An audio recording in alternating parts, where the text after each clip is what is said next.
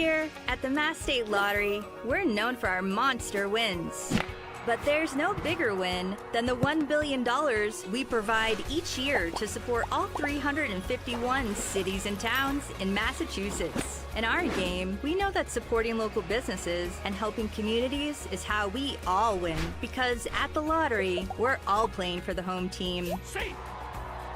The Mass State Lottery. Welcome to the state of winning.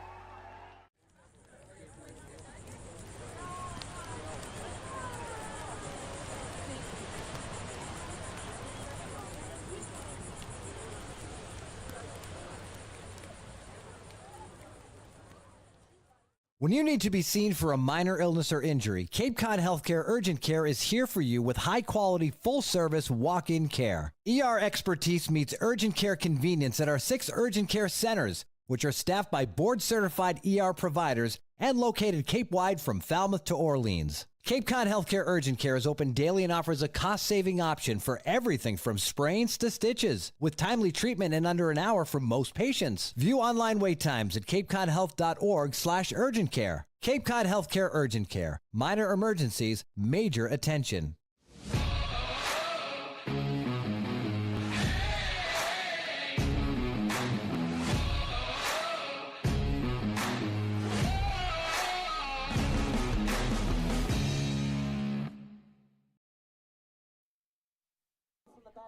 Good Saturday afternoon, and we welcome you to Stony Brook Field at Stony Brook Field Elementary for Cape Cod League Baseball for the 13th game of the summer for the Hyannis Harbor Hawks as they take on the Brewster Whitecaps on this Saturday evening. So happy to have you with us alongside my man Nico Sharp. I'm Jacob Irons. Josh Schreiber is down with an illness tonight, so you're rocking with us once again tonight. Nico, it was a big win yesterday, 12-5. They were able to get it done at Spillane Field. What did you see out of the team? Yeah, I saw a big turnaround right there. We went to Spillane Field already. This is our second time. First game got punched in the mouth a little bit, and, it kind of left a sour taste in our mouth. It's a long drive over there, and they went ahead and they seemed to have a chip on their shoulder, got ahead early, put up that big 4 spot early in the game, and they've got ahead and stayed ahead for the rest of the game. And you saw the offense do a great job of continuing doing that. We've seen the Harbor Hawks offense get hot to start the game and kind of fizzle away, and then you can really tell that the offense really stuck on all game long. Pitching got it done behind them.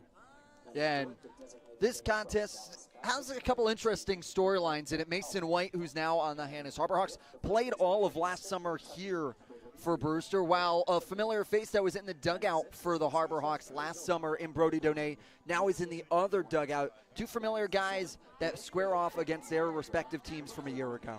Yeah, super cool story, guys, who are just, flip sides a little bit, super exciting. We saw earlier today before BP, Brody Donay talking to Coach Ray Korn and talked to Eric Snow there a little bit. I'm sure you got to catch up with a bunch of the other guys, but super cool. A lot of familiar faces coming back around, so it's pretty cool for both sides.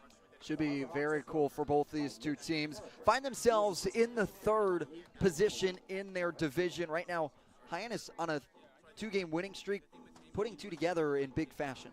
Yeah, no doubt. And a game you got to look out for, Wareham and Cotuit play for the Western Division, and so no matter what, Harbor Hawks going to be able, if they can get a win out of tonight, can move up in the standings there a little bit, get one step closer to that game 1. So got to keep an eye on that game for the Western Division, and it should be a pretty good matchup here in front of us.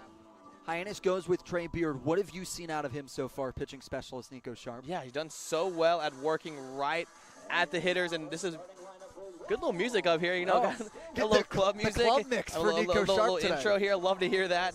But Trey Beard's a guy, left-hander. He's got to keep his pitches down. Fastball, curveball, changeup, slider guy. Works a 4-pitch mix. That's what you want from your starters. His ability to mix it up and keep it going and use his arsenal all game long at any count has been really big for him so far. And look for him to use that and keep the ball down to have success. Earlier today, I was able to catch up with the manager, Mitch Carricker, on the Manager's Show. Here with skipper Mitch Carricker. Mitch, how's the arm feeling? You're the BP arm consistently. It's got to be hanging here a little bit as we get to game 13. I've been blessed with a good BP arm, so I feel great. How do you feel, though? The guys are batting 800 against you right now. Yeah, that's my job, is to get as many hits off of me as possible, and I feel like I'm doing a pretty good job. It looks pretty good. picked up a big win last night against Wareham, 12-5 victory. What did you see out of your team? Just really good baseball. You know, they walked us quite a bit. Some of those were ugly walks, and some of those were really good walks by our guys. So really proud of our guys on that front. Had some big clutch hits. The pitching was outstanding, and our defense was really good. So I think with those three combos, we're going to be tough to beat. Game that looked like you had Cade Crossland go 1 1/3, but then it was some big arms out of the bullpen. Cade Brown and then Blaine Wink really taking a brunt of the outing for you. What can you talk about your bullpen from yesterday? Yeah, really proud of Cade. I thought he did a really great job coming in and putting out a fire early, keeping that game close, and then kind of rolled from there. We got his splitter going really well, and that was really effective. And then Blaine, he's been electric his last few outings, and it was no surprise that he was going to be really good again last night. Staying on the pitching side, you go with Trey Beard here. What do you need from him today to be successful and move the winning streak to 3? Yeah, just keep doing what he's been doing. I think his last outing against Wareham wasn't perfect, but he's still minimized in some crucial innings for us. The changeup's his best pitch, so he's going to need to utilize that today. Again, it starts with our pitching. If they can get on the mound, throw strikes, give us a chance to jump out ahead early, I like our chances. What's one team message that you're giving to your team right now? Just taking it one pitch at a time. Continue to show up to the yard, work hard. Our pregame was really, really good again today. We have some new faces coming in, and so it's been good to kind of see the guys welcome them in and kind of show them the Hawk way that we've been going about it. Thank you so much. Mitch Carricker here on the Manager's Show with the arm, the hard arm. Sideline reporter Josie Broyles here with Cade Brown to answer a few quick questions. Cade, you pitched a lot of really good innings last night. How did it feel to really contribute to the Hawk win last night? It was just big because we were kind of on a bit of a losing streak there. So just getting the boys back in the win column, it's a good feeling. So going into relief Crossland, what was your strategy going up on the mound? Just pitch whatever pitch was called, just one pitch at a time. Don't think too much. I mean, there's runners on third and second, but as long as I execute and whatever the coaches are calling, it'll probably work. So. And I know we talked about you coming all the way from Sacramento State in California. How has that adjustment been coming from all the way from the other side of the country to here on the Cape? It's my first time here on the East Coast, but I guess the only adjustment was trying to figure out how to sleep because it's a 3-hour time difference. So I still trying to get to bed early, but other than that, it's not much of an adjustment. So. Cool, awesome. Thank you so much. Thank you. Thank you.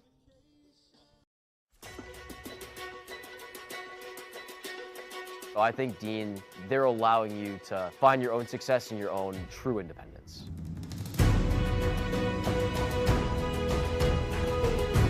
Dean is a whole group of all different kinds of people and communities. Since I've come to Dean, I've learned a lot of time management skills. Our community is especially tight-knit, and the majority of our students live on campus. And you are guaranteed 4 years of housing while you attend Dean.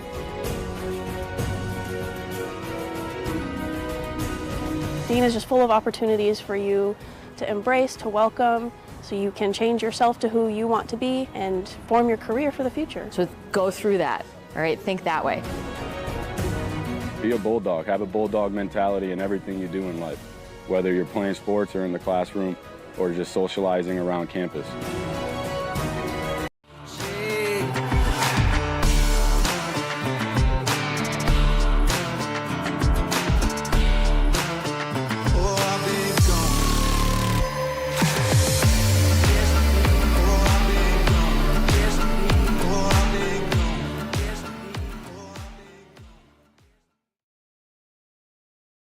Cape Cod, we're Bork Heating and Cooling. We've serviced over 5,300 customers on and around Cape Cod for almost 40 years. We install and service your heating and cooling system, and our #1 goal is to ensure we do the best job we possibly can to make our customers happy.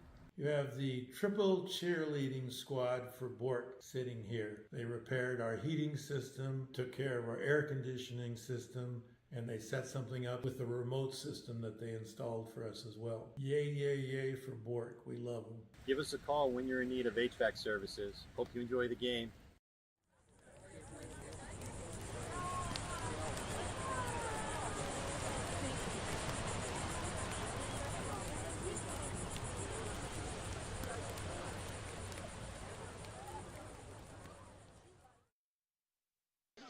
It's Luke Smolke, the Wake Forest Demon Deacon, getting the start on the mound today for the Whitecaps, Nico. Yeah, Smolke is going to be the Demon Deacon, the sophomore. Stands about 6 feet, 190. This will be his third appearance, first start in the early Cape Cod season. 1.59 ERA, 5 2/3 innings pitched. Only 1 earned run given up. So this is a guy who has so far had a lot of success. 6 strikeouts, only 3 walks. 1.06 whip. So it's a guy who's not walking a lot of guys and not giving up a lot of base hits for every inning he's thrown. Now let's give you how the Hyannis Harbor Hawks stack up in the lineup. It'll be Kane Kepley, the Liberty man, in our center fielder. John Gazdar follows behind him at second base today. Wallace Clark, the Duke Blue Devil, at third. Michael Italo gets the day off from the field. He'll be the designated hitter. Blake Seville gets his first start. The Western Kentucky Hilltopper and Aussie native is at first base. Mason White, the shortstop today from Arizona. Nick Groves, the portal product from right field. Casey Hintz back into the lineup and is in left field, while Jackson West makes his first start as well behind the dish and catching for Trey Beard in the 9 hole. It's Kane Kepley leading the way. Comes in third in on-base percentage with .509. Yesterday worked 3 walks to start the day for him in the box. Got his hit in the 4th as he came back to the plate in that 6-run 4th inning against the Gatemen as Schulke deals with the leg kick. It's a pitch high into the zone on the inside part of the plate to Kepley for an 0-1 count. Yeah, Kepley's a guy who got it all done yesterday, finding ways on almost every single time, got to the plate, and then put some pressure on the defense with some stolen bags. 0-1 pitch is lofted into Petroni's vicinity at second base on the shallow left center field, and he makes the grab for the out. Yeah, one of the only times that we've seen Ken Kepley lead off an inning and get out. He's found ways to walk, get base hits, swinging the bat well so far, also having great plate recognition. Got his pitch there, fastball up in the zone, just barely got under it. Now John Gazdar, the second baseman who leads the Cape in RBI, takes a pitch for a strike on the outer part of the plate. Now the 0-1. Schulke nods at the signs, kicks, delivers. Breaking ball off the plate, 1-1. Yeah, first breaking ball we've seen from Schmolke.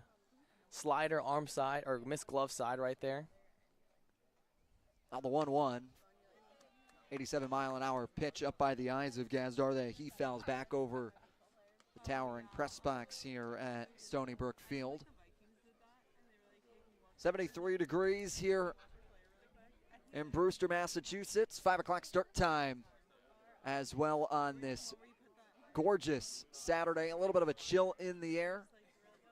1-2 delivery is down the middle, and John Gazdar is called swinging, called looking. Yeah, mixing that breaking ball right there. Did a great job of working in and out of the zone right there. John just froze right there. And once again, even on the strikeout looking, John's going to let everyone know behind him what he saw. Said the slider moved about this much, giving them guys a sense of direction behind him. Now Wallace Clark, the third baseman and Duke Blue Devil, stands in the box. The switch hitter in the lefty today taking on Schmolke. So far, this will be Schmolke's first start of the summer for the Whitecaps. Came in, has played in 2 previous games, but has not found himself as the opener as he does here tonight. The 1-0 delivery from Schmolke is in for strike on the inner part of the lefty's plate. 1-1. Schmolke going right after the Harbor Hawks hitters, not wasting pitches, only thrown 2 balls thus far. 1-1 is popped up in foul down into the trees. Last night, the Wareham Gatemen went through 6 bullpen arms, so Harbor Hawks saw a lot of different arms, but all righties they saw last night. Didn't mix it up last night against any lefties. 1-2 is blooped over to Farrow at shortstop. Farrow doesn't even have to move a step. It's 1-2-3. The Harbor Hawks go down in order as Trey Beard comes out for his first inning of work. Still scoreless here as we go to the bottom of the first. This will be your college. This will be your home. This is where you will join a community that supports you, cares about you, pushes you, cheers you on, challenges you, inspires you, helps you reach your dreams. Open your eyes to opportunity and your mind to possibility. Your future begins here. Make a difference. Leave your mark. Break the mold. Be a leader. Achieve unimagined heights. Believe in yourself. Make lifelong friends. This is your time. Your place. Your home. Your Dean. It all starts here at Dean College. When you need to be seen for a minor illness or injury, Cape Cod Healthcare Urgent Care is here for you with high-quality, full-service walk-in care. ER expertise meets urgent care convenience at our 6 urgent care centers, which are staffed by board-certified ER providers and located Cape-wide from Falmouth to Orleans. Cape Cod Healthcare Urgent Care is open daily and offers a cost-saving option for everything from sprains to stitches, with timely treatment in under an hour for most patients. View online wait times at capecodhealth.org/urgent care. Cape Cod Healthcare Urgent Care. Minor emergencies, major attention. Trey Beard gets to start as he will go up against a Brewster Whitecaps lineup that has been aggressive, comes in with the ace best batting average on Cape at .224, Nico. Yeah, Trey Beard, guy from FAU, freshman. This guy's gonna come straight over the top. You know, we see a lot of three-quarter guys, seen even some sub guys, not Trey Beard. Trey Beard will come straight over the top, tilt his shoulders a little bit. You know, he's gonna come high 80s, low 90s kind of guy. Again, we talked about it a little bit in the pregame show. Has a nice mix, curveball, changeup, slider. And this will be his third appearance and third start for the Harbor Hawks. Had a 3.38 ERA. In his first two appearances, 8 innings of work so far. Done a great job only allowing 3 runs to come across. Whitecaps have this lineup. It's Nick DeMille, the center fielder, leading things off. Ryder Helfrich right behind him in the designated hitter role. Andrew Fisher in at the 3 spot. Brody Donay, the former Harbor Hawk, in at cleanup. Drew Farrow, the former Orleans Firebirds, at shortstop. J.D. Rogers, Jaden Hilton, Max Kofer, and Tyler Petroni round out the Whitecaps lineup here for the first pitch from Beard, the lefty, as he brings his foot over, high leg kick, and delivers an 86-mile-an-hour pitch that Dummel fouls away and into the netting, 0-1.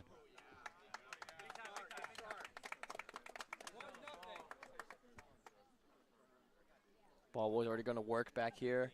Harbor Hawk first. Whitecaps on the field and as well. High fly ball, and it will drop in front of Kepley into center. He races over to grab it. It's a stand-up double for Nick DeMille as he goes in, standing to second, and Whitecaps get their leadoff man aboard. Wow, what a swing right there. 73-mile-per-hour breaking ball, and he just went out front and got at it. 98-mile-per-hour exit velo, puts in the left center gap. The right-handed batter pulls it.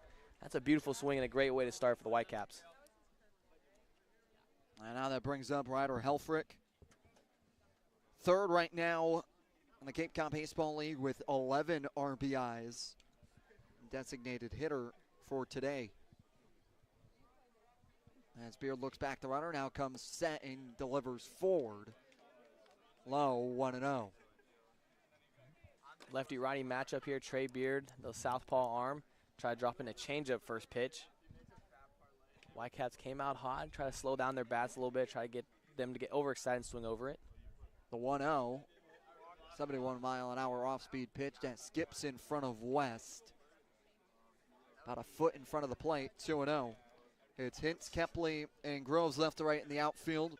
Clark, White, Gazdar, and Seville left to right in the infield. West is the battery mate of Beard here today. And the 2-0 will soon come as he delivers a short leg kick for a pitch that misses outside to the righty, Helfrich. Yeah, West tried to get his thumb under it. Ball just missed, lone away.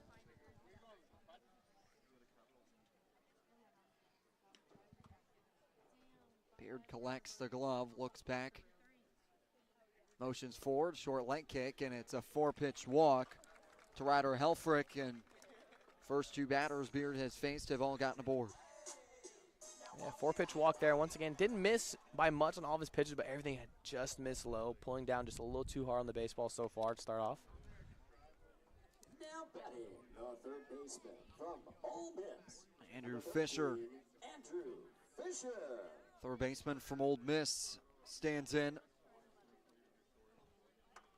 A huge opportunity for the Whitecaps to try and attack early in this one in the first inning.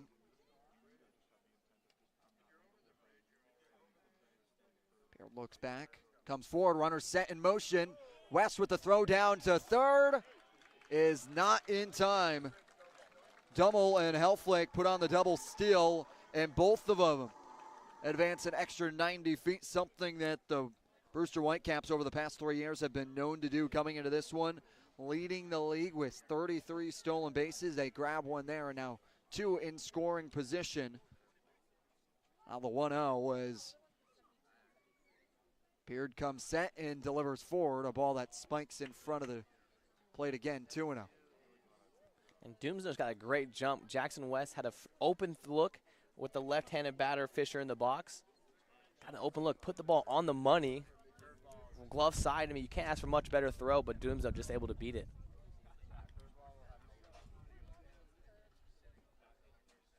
The 2-0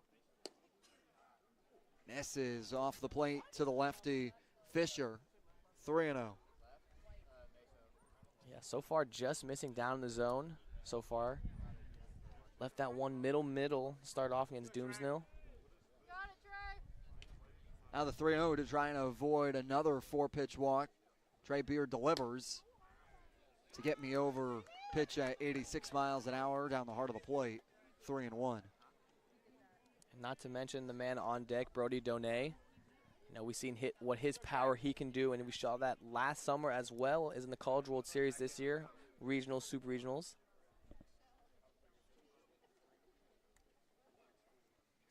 3-1 pitch is fouled away, and Beard doing a good job to battle back after being in a 3-0 count to Andrew Fisher. Now finds himself with the count full. Yeah, Fisher wasn't just trying to get a single with that swing, ball up in the zone. He was trying to drive it, just missed it, fouled it straight back. Payoff pitch to come. Beard shakes off a couple of signs. He kicks and fires. Half-hearted swing that Fisher fouls off to keep his at-bat alive. Whitecaps coming in with the worst batting average at a 3-2 count at .083. They have struck out 29 times and walking 30 times when the count is full. Beard comes set. And the pitch is sent into right field. Running back into the wall is Groves. Scoring easily will be DeMille. Helflick will also be turned in, and it's a stand-up double for Andrew Fisher as the Whitecaps get on the board first. Yeah, that pitch, that 3-2, just caught too much of the zone right there. Fisher took another healthy hack, pulls it down the line, gets that ball out in front. And not much the right fielder Groves could do right there. Got it the ball in quick, but still a stand-up double for Fisher. Now Tanner Cunha, the assistant pitching coach for the Harbor Hawks, out to talk to their hurler here. The big spot, and we have 2 teams that excel in the first inning, Nico. Yeah, for sure. It's one of the rare times we've seen the other team score first. Usually the Harbor Hawks' problem is never scoring first. They always get up and active early in the first third, and it's usually that middle part where we see the team start heating up and start hitting mostly the bullpen arm so far this season. So it's rare that the Harbor Hawks go down here in the first inning. Yeah, Hyannis and Brewster are the only 2 teams in the league with at least 10 runs in the first inning this season. Now for Brewster adding on to that, and 18 runs have come in the first inning for Hyannis, while Brewster, now with 2 coming in, have picked up 14. Continues to be a big inning for both these 2 teams, and while the Harbor Hawks went quiet in their half inning in the first, it's the Whitecaps staying to their MO. And now Brody Donay. Look at An off-speed pitch at 72 miles an hour. That's called for a strike on the outer part of the plate to the righty. Yeah, Donay has that big, heavy bat, so what they're going to do right there is flip a breaking ball over, try to get him to swing over top of it.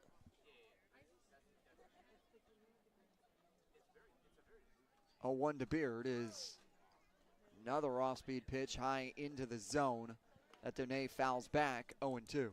Yeah, may have gotten lucky right there. Left that pitch up in the zone. Brody Donay took a big, healthy hack at it. Just missed it.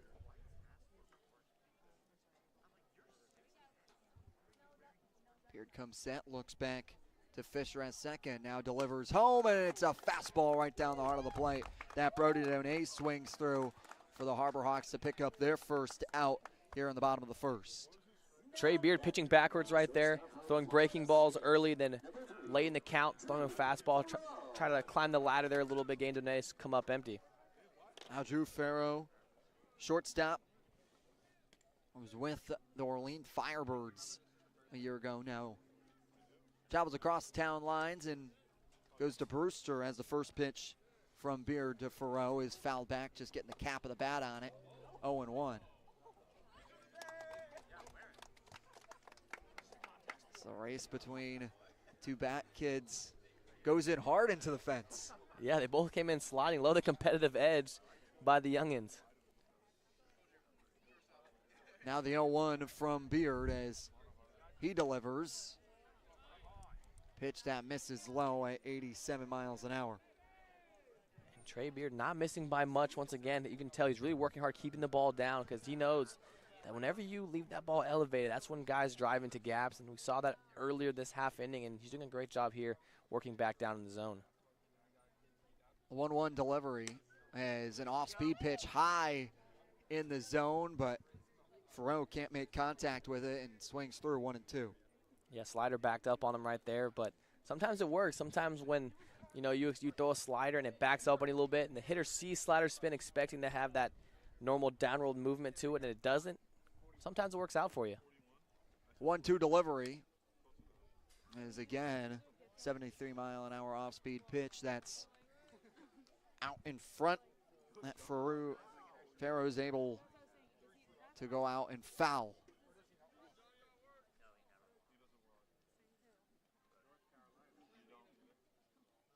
Florida Atlantic Owl trying to find two more outs as he delivers the 1-2.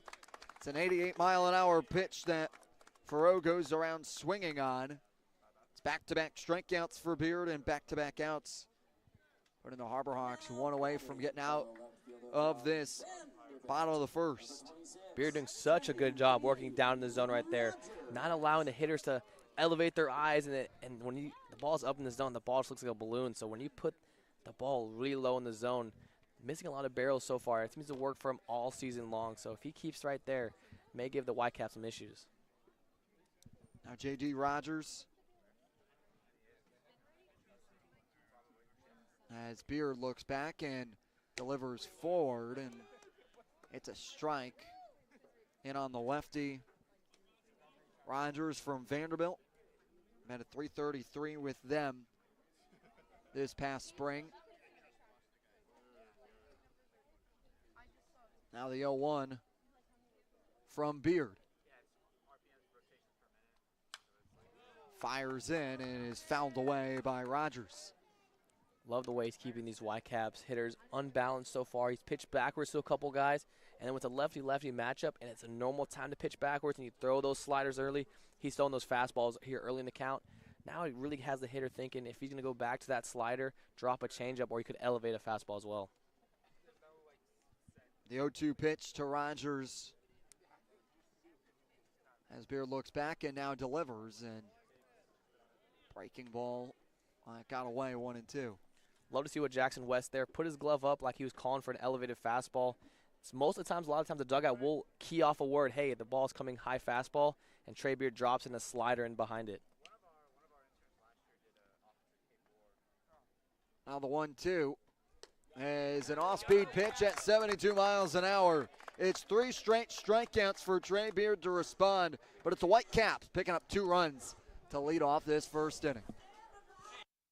Hello there, Cape Cod. We're Bork Heating and Cooling. We've been around for 38 years and counting and have served over 5,300 customers. We specialize in the installation and service of your HVAC systems. Our favorite part of the job is making sure our customer is 100% satisfied.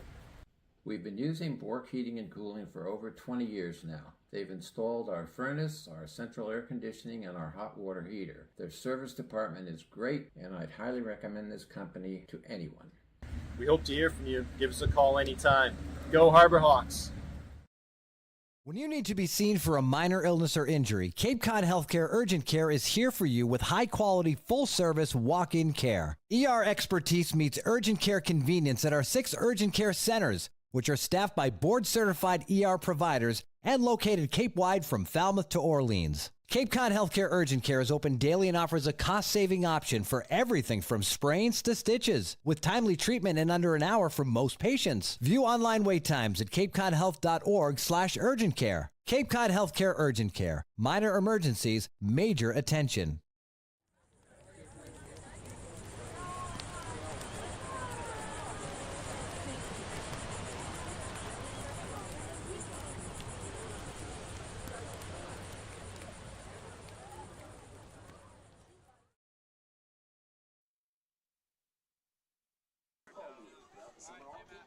Walking back to Stony Brook Field, it was Brewster responding for 2 in the first, and now the Harbor Hawks get the meat of their lineup up into Talo, Cavill, and White to try and respond and get some action on the base pass after going down 1-2-3 to Schmolke back in the first, Nico. Yeah, Schmolke doing a great job working up to down the pitch zone. He's doing a great job keeping these hitters off balance so far. You've just seen uneasy at-bats for the Harbor Hawks so far. Schmolke doing a great job of keeping the Harbor Hawks hitters unsettled when he has to understand that these Harbor Hawks hitters have gotten hot early in the game. So keeping them to a 0 going 1-2-3 was really big for the Whitecaps. Now to Talo, having the day off in the field after a long extended time there, and Schmolke deals a strike on the outer part of the plate to the righty on the righty-on-righty matchup. The 0-1 leg kick is outside as home plate umpire Robert McHugh peels down to Jeffrey Kinney, the first base umpire. Jeffrey Merzel is the third base umpire, rounding out today's United umpiring crew. The 1-1 is in the dirt. That skips in front of Kofer at home, and peeled down again. Detallo did not go. Schmolke has a really smooth arm action, 3 breaking balls in a row right there, and everything looks the same coming out of his hands. High ball that's sent into foul territory, and a one that came all the way back on Donay as he started about a foot into foul territory, and with the wind blowing out to left field, had to track it down and had to go all the way over into fair territory to go grab it for the out. Yeah, it's always scary when you see what looks to be routine fly ball and you see the defender sprint from one place to another last minute. You know they got maybe a misread right there, but Donay able to use that tall frame and still make the play. Now Blake Cavill gets his first at-bat as a Harbor Hawk as he looks at a strike. The 0-1 is launched into right field. Hilton is back on it all the way to the track, and it's gone!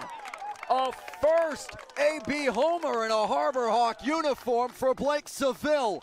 The Aussie sends one beyond the fence, cutting the lead in half. 2-1 Brewster. And welcome to the Harbor Hawks. Your first at-bat, you send one 363 down the right field line. Beautiful swing. And once again, welcome to the Harbor Hawks and the Harbor Hawks lineup, Mr. Blake Seville.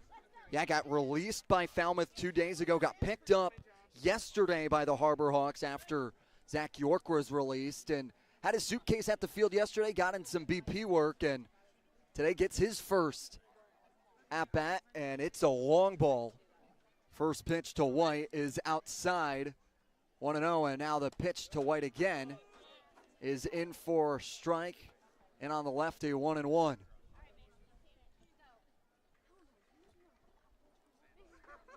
On one pitch from Schmolke to White is low, 2-1, and Mason White played here last year for the Brewster Whitecaps. Familiar surroundings here in his second summer in the best summer ball league, as Schmolke deals another pitch inside that he holds on, and he's ahead in the count 3-1. Yeah, hitters count here. Schmolke has to be careful. Mason White, a very free swinger. So if he's going to try to just groove a fastball in there, Mason White will make him pay. 3-1 that White gets under and sends into right field. Hilton, about a foot away from the wall, makes the grab. 2 retired. Yeah, just getting under that, hitting that 97 exit velo coming off the bat. Just got under it, sent it straight up in the air. Big swing right there. Like we said, a big lefty free swinger. And a guy, if you miss in the box and you miss middle in, middle high, that's the guy who'll make you pay. Him just getting under there, saying 337 down the right field. Now Nick Groves, right fielder, takes a strike at 81 miles an hour. Groves in right field today for the Harbor Hawks. The 0-1 pitch from Schmolke is grounded off over to Donay, fielding it off the hop on the skirt of the infield to outfield grass. He steps on the bag for the out. But it's a half inning with Blake Seville in his first AB as a Harbor Hawk, sending one over the fence. 2-1, Brewster.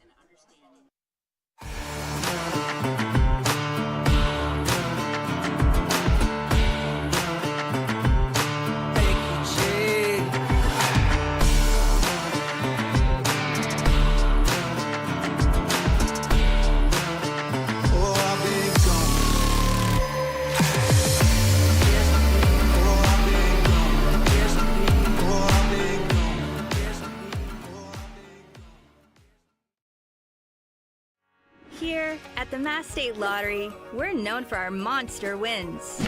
But there's no bigger win than the $1 billion we provide each year to support all 351 cities and towns in Massachusetts. In our game, we know that supporting local businesses and helping communities is how we all win. Because at the lottery, we're all playing for the home team.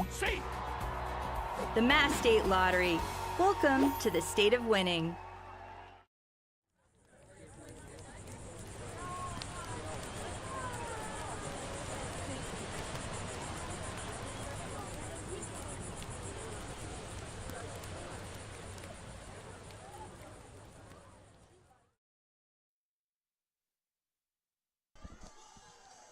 Welcome back here to Stony Brook Field, and it was a homer from Blake Seville. Get the bats alive, but it was a 1-2-3-4 inning nonetheless for Luke Schmolke. And now Trey Beard comes back out with the lead cut in half. He'll go up against the bottom third of the Whitecaps lineup in Hilton, Kofer, and Petroni. Now the 0-0 pitch to Hilton is fouled back into the netting, right behind home plate.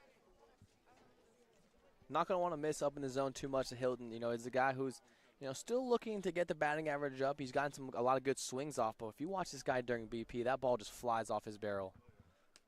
Wow, the first pitch hits him square on the shoulder. And wears it, and he'll make the jog down to first base as he gets aboard. Something you want to be wary of with 9 stolen bases this past spring with Stetson. And now Max Coffer, the catcher. Trey Beard does a pretty good job of holding on runners. Sometimes goes with a high leg kick, most of the time goes with the slide step, and his leg comes straight over top, so usually he can pick off at any point. So look for him to do a good job of holding these runners on. Coffer looks at a ball upstairs as in his first at-bat of the summer. Coffer from Texas A&M.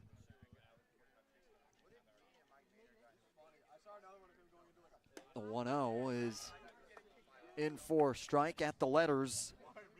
Brewster Whitecaps aqua home jersey with white pants. While the Harbor Hawks wear their road blues with gray pants with blue trim. Now the 1-1 from Beard as he takes a breath. Looks over to first at Hilton and delivers an 86-mile-an-hour pitch that Coffer fouls back on. What are your thoughts on the aqua jersey? You a fan of the aqua color? What's kind of your mindset there? I'm a big fan of embracing your color branding, and Brewster has very well made it known that their aqua teal is their branding, so I'm all for it. It's not like the City Connects where you start to go off-brand there. Now the 1-2 as Beard. He's got Hilton in a pickoff, but it's a high throw from the Owl to the mound and out of the glove of Seville. Hilton's going to get wheeled around home, and the throw away as he comes in sliding off the failed pickoff attempt.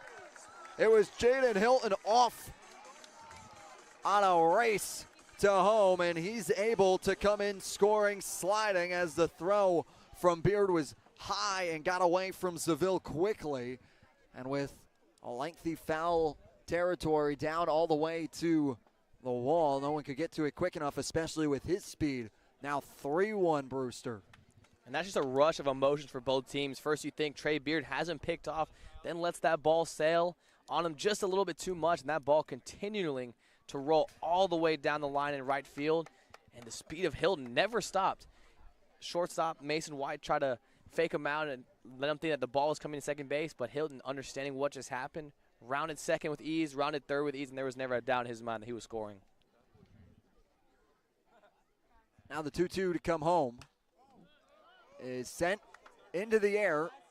West tosses the mask, but is called off by Wallace. As West was backtracking, Wallace Clark came in calling off his catcher to make the grab. First out here in the bottom of the second. Good call there from Wallace Clark. You know, that ball is going to be spinning and moving towards the infield there, so Jackson West having to backpedal. That's a great job there, Wallace Clark coming in and getting it from the catcher.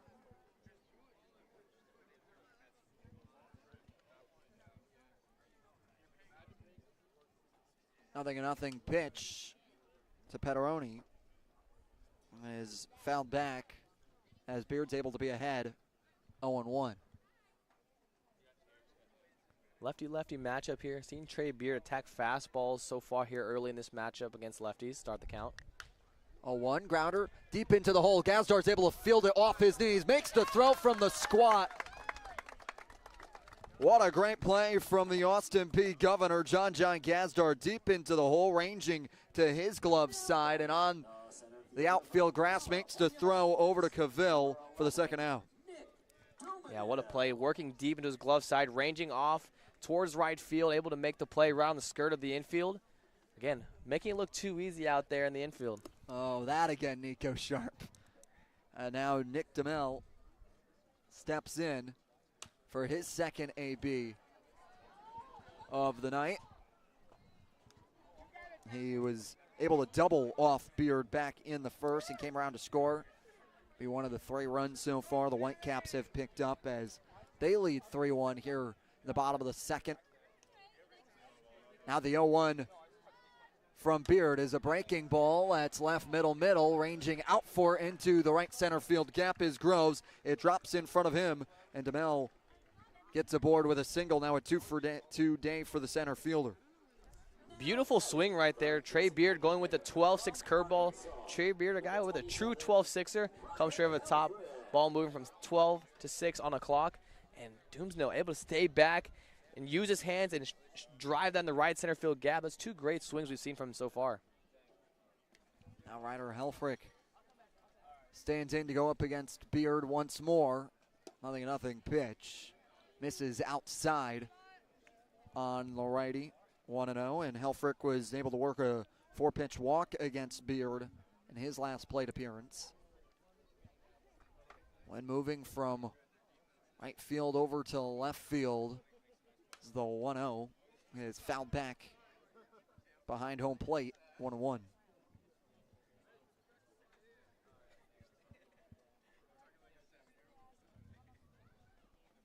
Now Frank was able to work double steal and put themselves in scoring position with Andrew Fisher's double. Now the 1-1, Beard will check back over as DeMel goes in safely on his stomach. Beard trying to work out of the half inning, only allowing one to come across. 1-1 is upstairs and away from Helfrich. 2-1. Hitters count here for Helfrich. Hitting 244 on the year. With an OPS of 767 so far this summer. 2-1 short leg kick is tattooed deep into left field, and that one is over the wall. Ryder Helfrich makes Trey Beard pay.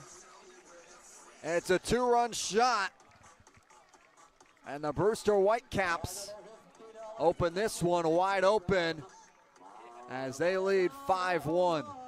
And Trey Beard left that pitch up in the zone right there, and beautiful swing there by Ryder Helfrich, able to go on top. And that's a hard line drive hit. That ball did not have much arc on it. Exit speed velo didn't even read there. And that was just chicken for Ryder Helfrich. He went out there and got it, made it look easy, and that was a hard line drive for a home run. Andrew Fisher, who had a double back in the first, comes back again. Now the 0-0. There's an off-speed pitch on the inside part of the plate at 74 miles an hour. Back-to-back crooked numbers for the Brewster Whitecaps. It's a great start to the game, putting up a 3 spot here in the second. 0-1 is lofted into right center field, and ranging back is Kepley, who's able to make the grab close to the wall. But it's a 2-run shot from Ryder Helfrich and a throwing error from Trey Beard that brings in Hilton. It's a 5-1 game through 2. You're listening to the Harbor Hawks Baseball on the Harbor Hawks Baseball Network. When you need to be seen for a minor illness or injury, Cape Cod Healthcare Urgent Care is here for you with high-quality, full-service walk-in care. ER expertise meets urgent care convenience at our 6 urgent care centers, which are staffed by board-certified ER providers and located Cape-wide from Falmouth to Orleans. Cape Cod Healthcare Urgent Care is open daily and offers a cost-saving option for everything from sprains to stitches, with timely treatment in under an hour for most patients. View online wait times at capecodhealth.org/urgent care. Cape Cod Healthcare Urgent Care. Minor emergencies, major attention. Here at the Mass State Lottery, we're known for our monster wins. But there's no bigger win than the $1 billion we provide each year to support all 351 cities and towns in Massachusetts. In our game, we know that supporting local businesses and helping communities is how we all win. Because at the lottery, we're all playing for the home team. The Mass State Lottery. Welcome to the state of winning.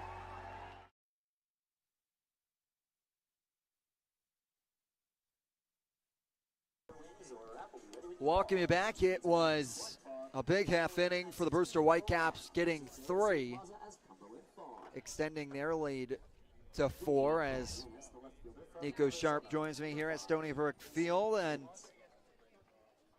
now the Harbor Hawk bats here are going to try and come alive as it's 8-9 and 1-2 up in Casey Hintz, Jackson West, and Kane Kepley. It's Casey Hintz, the two-way player out of Arizona, gets his first plate appearance of the day. 86-mile-an-hour pitch whiffs him away from the plate. 1-0. Now the 1-0 is in for strike, right at the knees of Hintz. 1-1. 1-1. Hammered into the zone again, 1-2. And that's a beautiful job of making a mistake pitch on that fastball that ran too much arm side into a good thing with putting 2 sliders in behind it, putting it right where that fastball missed, and starting it there and having that slider break in over a strike. 1-2 is a strikeout looking for Casey Hintz. And Luke Schmolke, after giving up the homer to Seville back in the second, dials up his second strikeout of the day. Yeah, breaks off another slider, goes fastball, misses inside to Casey Hintz, and then drops 3 straight sliders in behind it. Hintz just frozen right there on that breaking ball. Now Jackson West, the new Florida State product, is able to rip one right between the gap of Pederoni and Donay on the right side of the infield, and his first AB of the summer for the Harbor Hawks is a hit as well. The two newcomers into the lineup both have themselves the two Harbor Hawk hits. Yeah, both making impact here already, and now the lineup will flip over, and we've seen what this bottom half lineup can do to provide for this top half, and that's how the Harbor Hawks have scored a lot of their runs, actually, is the bottom half finding a way on base, and this top half of the lineup driving them in. First pitch to Kepley in his second AB is taken for strike. Kepley coming into today has a 12-game on-base streak. Liberty Man had a solid day at the plate yesterday as the 80-mile-an-hour pitch skips in front of the lead foot of the lefty Kepley, and Hoffer is able to keep it in front of him. 1-1. Schmolke's as a guy who's not afraid to throw 3 breaking balls in a row. He's not going to go fastball, breaking ball. He'll mix it up. He'll throw 3 in a row, and then he'll back it up with a fastball. He's been a guy who's been mixing it up really well, keeping the Harbor Hawks off balance so far in this game. Schmolke checks back West, who goes in standing. 1-1 pitch. Off the plate, 2-1 to the lefty.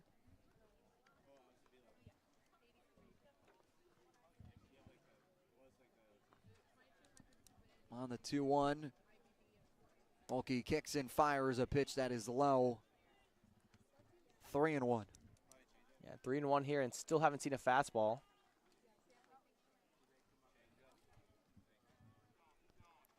As home plate umpire Robert McHugh asking John Gazdar to motion over closer to the Harbor Hawks dugout for his warm-up swings. The 3-1 is upstairs, and Kane Kepley moves his on-base streak to 13 games with that walk. Jackson West makes the jog from first to second. And now John Gazdar gets his second AB of the day.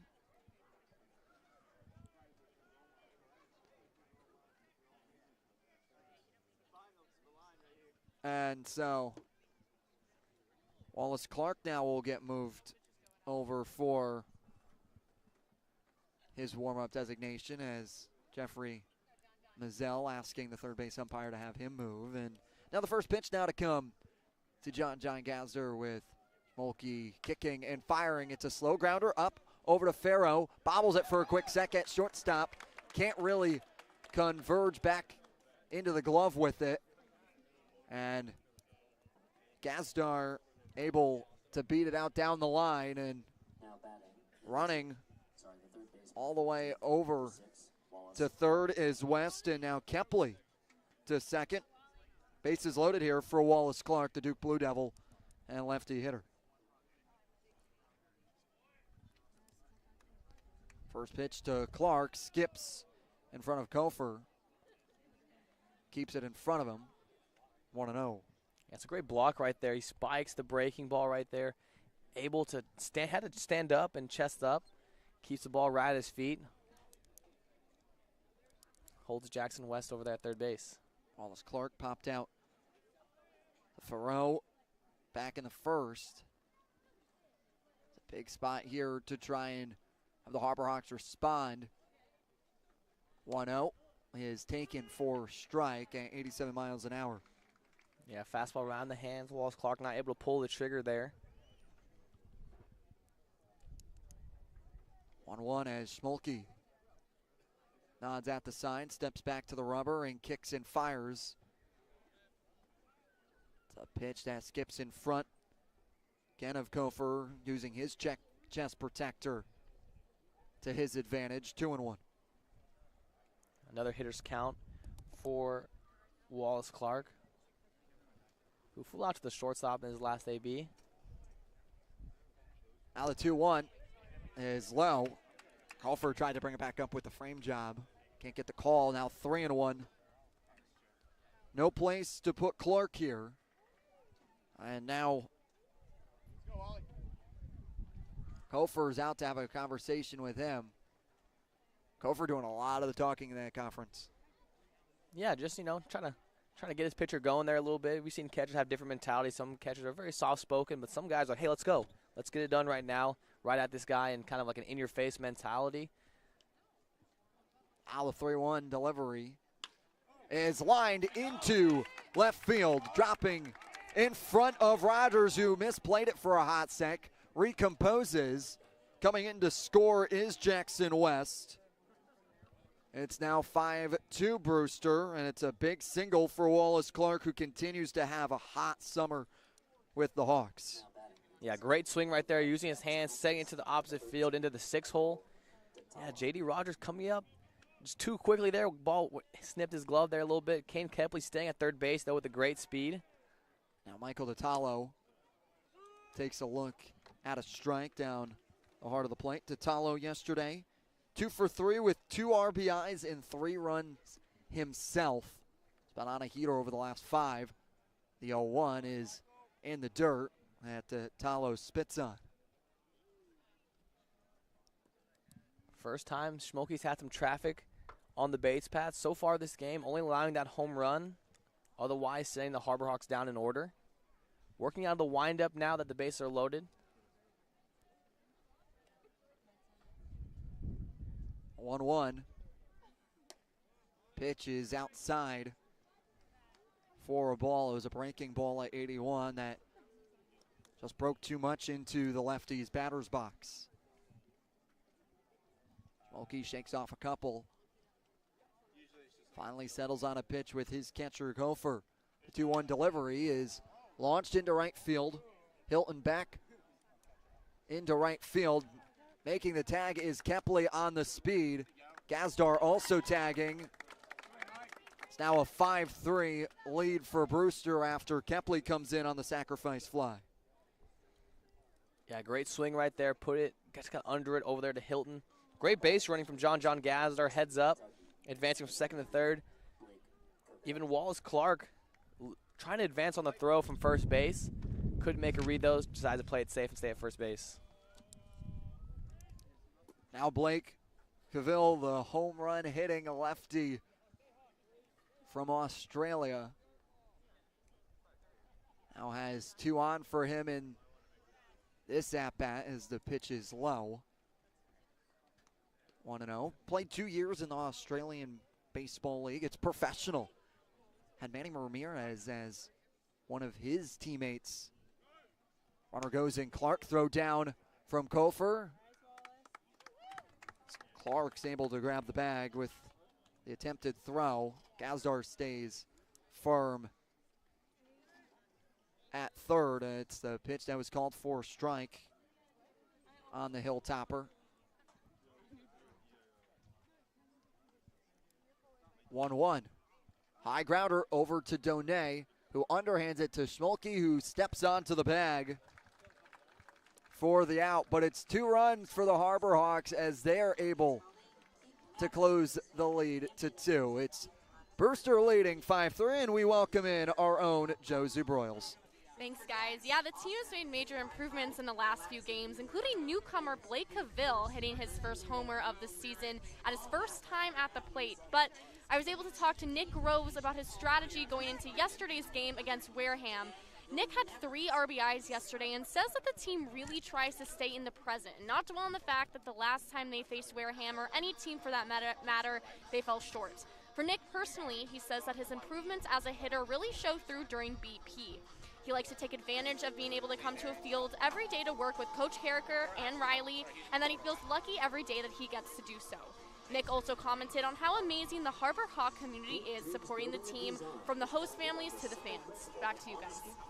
Thanks so much, Josie, and it's part of the summer. So much roster turnover time and time again for every team, and Blake Seville, a great example of it, had Falmouth have his name in a spot, and then ultimately comes over after getting released and gets himself into a position to have a homer. And Harbor Hawks going to make a call to the bullpen here, Nico. Yeah, it'll be Jason Reitz, number 41. Tall frame. First time we'll see him, though, this far this season. 6'9", tall right-hander, got a fastball, hard breaking ball. This is a guy from the baseball ops department that they're super excited about out of St. Mary's. Yeah, as Mitch Carricker having a lengthy conversation with the umpiring crew about where they can warm up after that being a point of contention. And now the new arm comes in from the bullpen here, and Reitz is going to go here for his first time for the Harbor Hawks. And back to your point, a good rule of thumb that even Wallace Clark was arguing is usually you look at the baseline and you basically just draw an imaginary line from there. And usually a good rule of thumb is that they allow you to stand towards your side of the dugout past that imaginary line. And Wallace Clark mentioning that as well. And umpires are just arguing that they want them closer to the dugout. 6'9" Reitz delivers. It's a hard grounder that's out of the reach of the diving White. Up the middle of the infield and trickling into left center field, and Brody Donay is aboard with a hit. Yeah, Brody Donay, that tall frame, strong hands through the zone, hits that right back where it came from, up the middle, right past the diving glove of Mason White. Now that brings up Drew Farreau.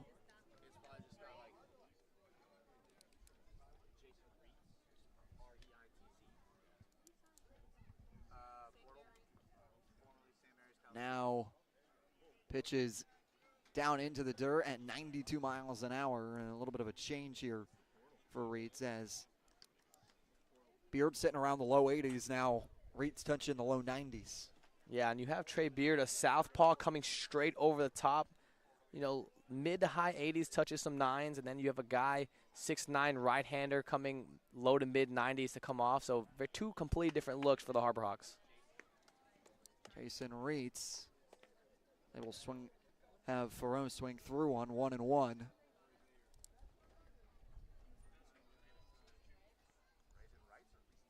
Now Reitz is able to get Farreau to ground it over to White at shortstop, steps on the bag for 1 and throws over to Cavill for 2. It's a double play, the 11th of the summer for the Harbor Hawks.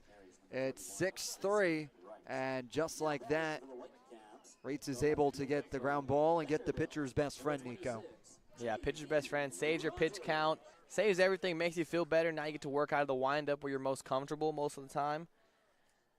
Yeah, the guy formerly at St. Mary's, now in the transfer portal.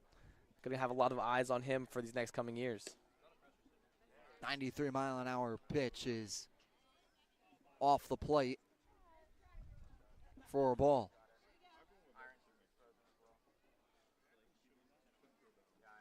Now the 1-0 is an 84-mile-an-hour breaking ball that can't get called for a strike. Yeah, try to go change up right there. Righty versus lefty matchup. Try to go low and away with that changeup. 2-0 is down in the dirt. West keeps it in front of him. 3-0.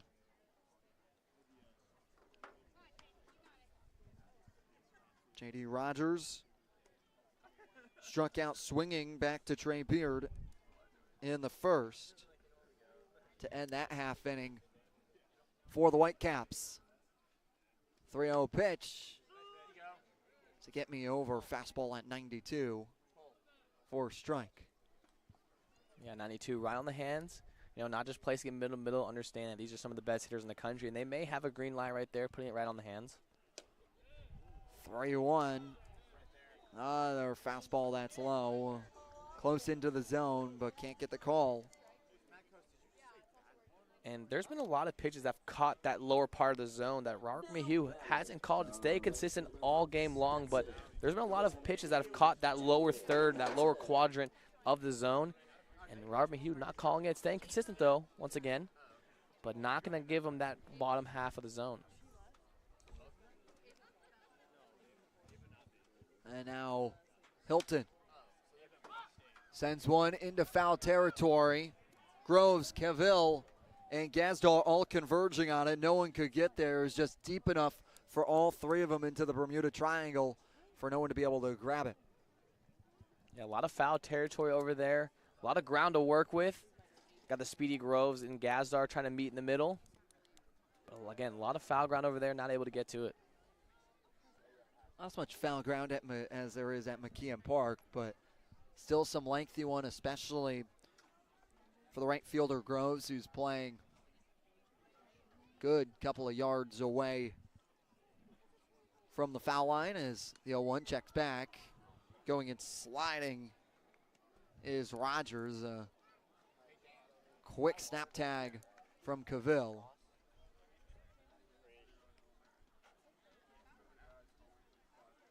A 0-1 from Reitz at 94.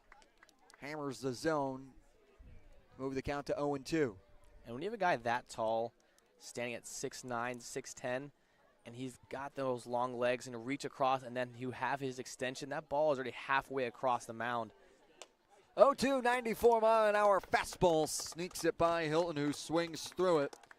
And Reitz comes in and makes it a 1-2-3-4 inning here in the bottom of the third.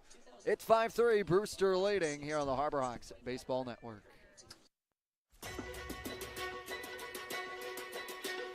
So I think, Dean, they're allowing you to find your own success and your own true independence.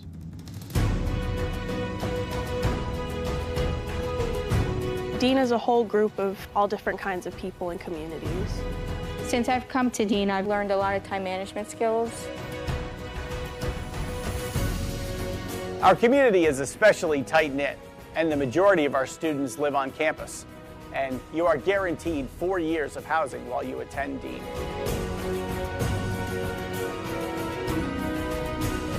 Dean is just full of opportunities for you to embrace, to welcome, so you can change yourself to who you want to be and form your career for the future. So go through that, all right? Think that way. Be a bulldog. Have a bulldog mentality in everything you do in life, whether you're playing sports or in the classroom or just socializing around campus.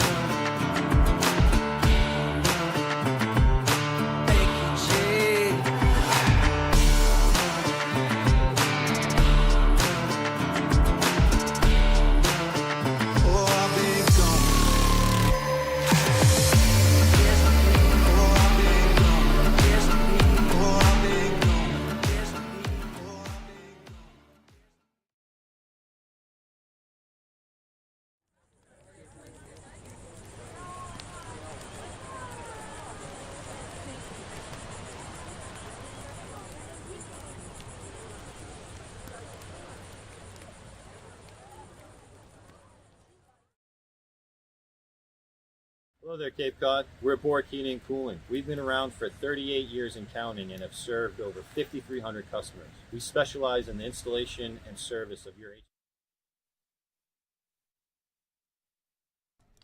Welcome back. Mason White takes his first pitch for a ball on the outer part of the plate from Smolky as he's back out for another inning of work, as the second pitch to the Wildcat is outside again, 2-0. And Harbor Hawks starting to get to Smolky there in a little bit in the third, as they were able to plate two off of 2 hits and 1 error. The 2-0 from Smolky is lofted into center field. Ranging is DeMel. He camps under it and lunges back for it with the glove over his left shoulder to make the grab. 1 away. And the Harbor Hawks able to get to him right there, put up a crooked number, put up a 2 spot. But Smolky being very efficient, even with 3 runs given up. Started the inning with 46 pitches through 3 innings. Not too bad of a job. So even with them getting to him, he's still being very efficient in getting these Harbor Hawks hitters through. 0-0 pitch to Groves. This is outside, 1-0. Groves in the portal, started his summer with Niagara. As second pitch he sees is upstairs, 2-0, and has that mid-major mentality. Comes to work, grinds it out, had a big day in the Turtle pregame today. Now the 2-0 is outside, 3-0. Groves grounded one over to Donay back in the second, but now is looking ahead in the count. He stands 3-0. Deal from Smolky is in the dirt. It's a 4-pitch walk for Nick Groves as he gets aboard. An interesting note there, we've talked about how much Smokey loves his breaking balls. He's thrown them a lot this game. 3-0 count right there, and he flips over a breaking ball. Pretty surprising there, just missed. Glove side in the dirt, but that's the thing, that's his go-to pitch. He feels very comfortable with it, can feel like he can throw it for a strike at any time, and you see it right there being down 3-0. Now Casey Hintz with a runner on first. What does he do as Nick Groves goes? Pitch inside. Groves goes in sliding on his stomach and grabs a bag. Now the Harbor Hawks have one in scoring position. It's almost as if Groves had him timed up right there. He came set, held for a second, and Groves already taking a couple shuffle steps and timing it perfectly off the steal. Catcher and Culfer had no chance back there. Now the 1-0 pitch to Hintz is outside. 2-0 as Smokey's struggling to find the zone. Right now it's now 6 straight balls for the wing. Yeah, missing a little bit glove side so far. Smokey, the right-hander. They'll check back to Groves, and Petteroni was close to the second base typical position, had to go lunging in for it to grab it on the pickoff attempt as no one was there. Now the 2-0. Down the heart of the plate at 80 miles an hour for a strike. Yeah, down 2-0 on the count. Once again, flips a breaking ball over, so he's showing once again that that is his trust pitch, and he's willing to go to war with that slider. 2-1, 86 miles an hour is poked over our heads and heads to the playscape here at Stony Brook Field Elementary. Yeah, I saw Jacob Irons in the playground before the game today. On the on the swings a little bit. Got a little bit of fun time before the game. Hey, you were pushing me. Thanks, Nico. No problem, buddy. Anytime. Always having a good time pregame. Can never really get those legs pumping. The 2-2 is lined right back up the middle, out of the reach of Farrow and Petteroni. They're going to send in Groves with his speed. Throw comes home. It's an extending hit for Casey Hintz as he goes over to second, sliding on his stomach. And it's a big spot there for the Harbor Hawks. They cut the lead to 1. Not a bad time to have your first hit there. Casey Hintz, runner in scoring position, sends it right back where it came from, 95 miles per hour off the wood bat. Up the middle, pretty good throw by Doomnil out there in center field. Just ball came down the first base line there a little bit, but a great swing there by Casey Hintz. Now Jackson West, who had a single to come around the score in the third, steps back into the batter's box, looks at a 80-mile-an-hour slider for a called strike.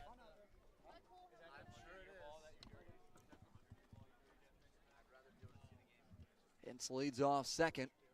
Light kick from Schmolke is in the dirt. 1-1, and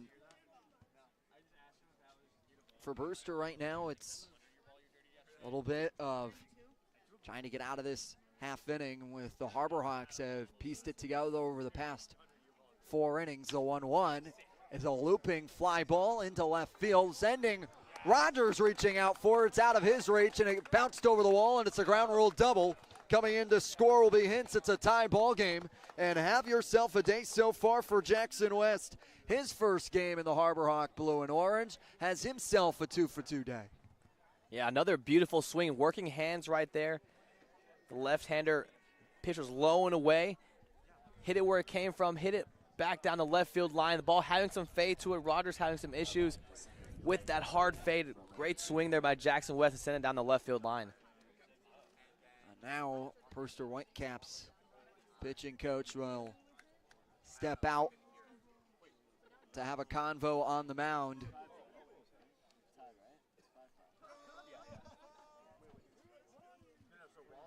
Bring in the entire infield as well. And can't ask for a better start for the Florida State product in Jackson West. Has made his appearance known here so far today. West out of Tallahassee, Florida, batted .257 for the Seminoles. Made himself an Omaha product with Link Jarrett's squad making it there, with West having a big game against North Carolina, hitting 4 hits, 2 RBIs, and 1 run that was able to be brought in. And he was a constant player in the NCAA tournament for them, was Tallahassee all-regional team member after his big opening weekend to the NCAA tournament, and continuing the good vibes here to Cape and swinging the bat well. Yeah, a guy who was in the lineup every single time in every big game there for the Seminoles. Found his way behind the plate, catching some of the best arms, you know, and a guy that was here for us last year, Florida State man Jamie Arnold. Yeah. Got to catch him all year long. Also teammates with former Harbor Hawk, who should hear his name in the MLB draft, in Cam Smith. As Kepley's first pitch misses high and away, 1-0. And Kepley lines one right into the glove of Pateroni. They're going to try and double up West, and they do as West goes in diving for it. Mitch Carricker not happy with that call as he goes back to the dugout chirping, and it's a 5-5 game nonetheless. Harbor Hawks bring across 2 more. We're tied going to the home half of the 4th. Hey Cape Cod, we're Bork Heating and Cooling. We've serviced over 5,300 customers on and around Cape Cod for almost 40 years. We install and service your heating and cooling system, and our #1 goal is to ensure we do the best job we possibly can to make our customers happy. You have the triple cheerleading squad for Bork sitting here. They repaired our heating system, took care of our air conditioning system, and they set something up with the remote system that they installed for us as well. Yay, yay, yay for Bork. We love them. Give us a call when you're in need of HVAC services. Hope you enjoy the game. Your future begins at Dean College. Make a difference. Leave your mark. Break the mold. Be a leader. Achieve unimagined heights. Believe in yourself. Make lifelong friends.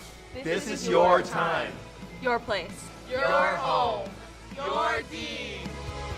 It all starts here at Dean College.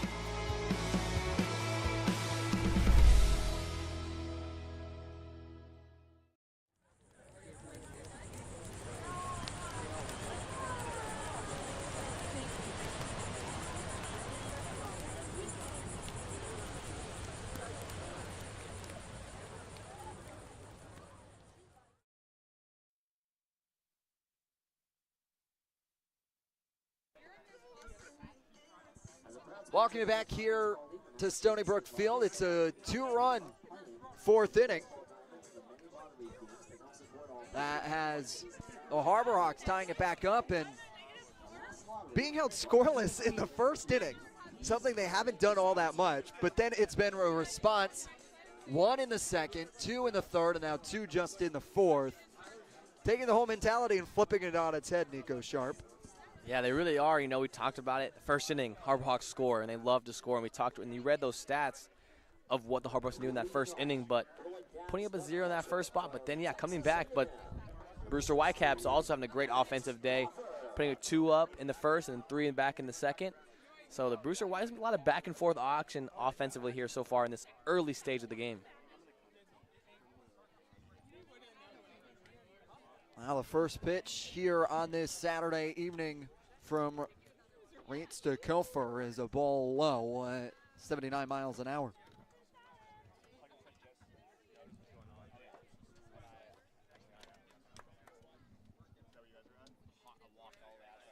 Now the 1-0 is in the dirt.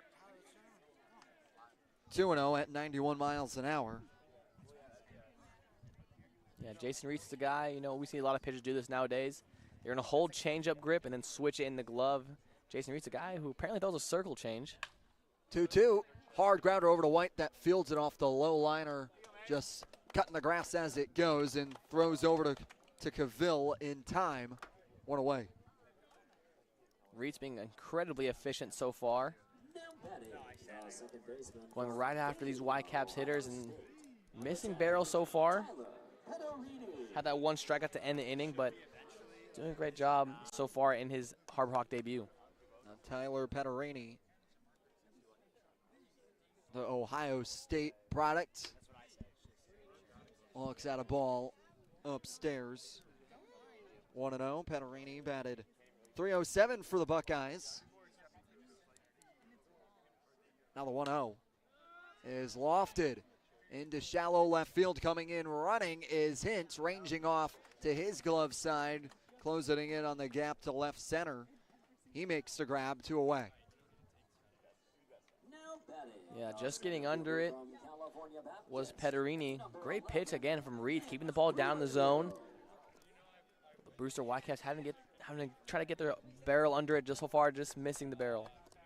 Now Nick DeMille to take on Reitz here. Now 0-0 pitch is a 92-mile-an-hour fastball high in the zone that blows by DeMille. DeMille had the 2-for-2 day with a double and a single.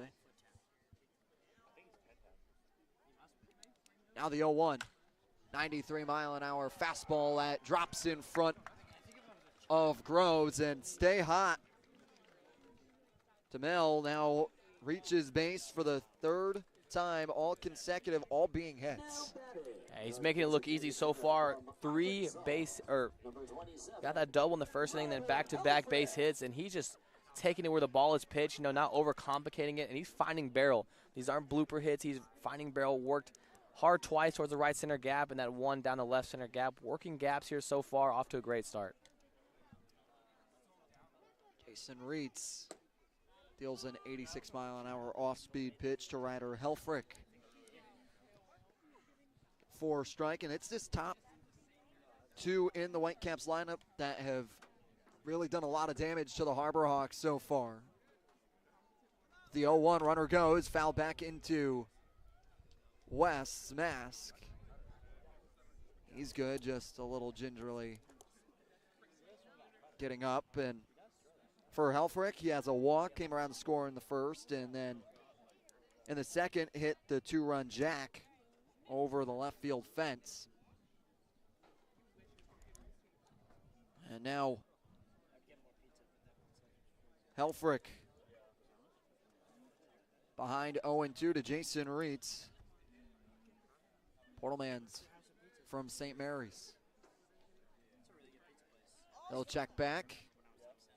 DeMille, who goes in sliding. He's in safely. Now Reitz standing in at a lengthy 6'9". Toes the rubber and kicks and deals. High throw. And the runner goes in DeMille. Tough play. He's able to grab second base on the stolen base. Yeah, tough play there for Jackson West. He came up, popped, mask completely covering his face, almost throwing that ball blindly. Made that throw so many times, though, doesn't need his eyes. Put the ball still on the money. John Gazzard at second base. I don't know how many times has he made the throw to it by a 6'9" hurler, though. Might have to work on a little bit of a different vertical as the 1-2 breaking ball at 87 miles an hour gets Helfrich swinging and missing. Jason Reitz comes out and keeps the game tied at 5. We go to the 5th right here on the Harbor Hawks Baseball Network. Hey Cape Cod, we're Bork Heating and Cooling. We've serviced over 5,300 customers on and around Cape Cod for almost 40 years. We install and service your heating and cooling system, and our #1 goal is to ensure we do the best job we possibly can to make our customers happy. You have the triple cheerleading squad for Bork sitting here. They repaired our heating system, took care of our air conditioning system, and they set something up with the remote system that they installed for us as well. Yay, yay, yay for Bork. We love them. Give us a call when you're in need of HVAC services. Hope you enjoy the game. This will be your college. This will be your home. This is where you will join a community that supports you, cares about you, pushes you, cheers you on, challenges you, inspires you, helps you reach your dreams. Open your eyes to opportunity and your mind to possibility.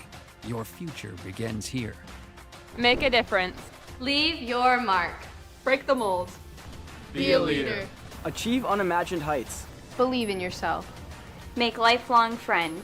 This is your time. Your place. Your home. Your Dean. It all starts here at Dean College.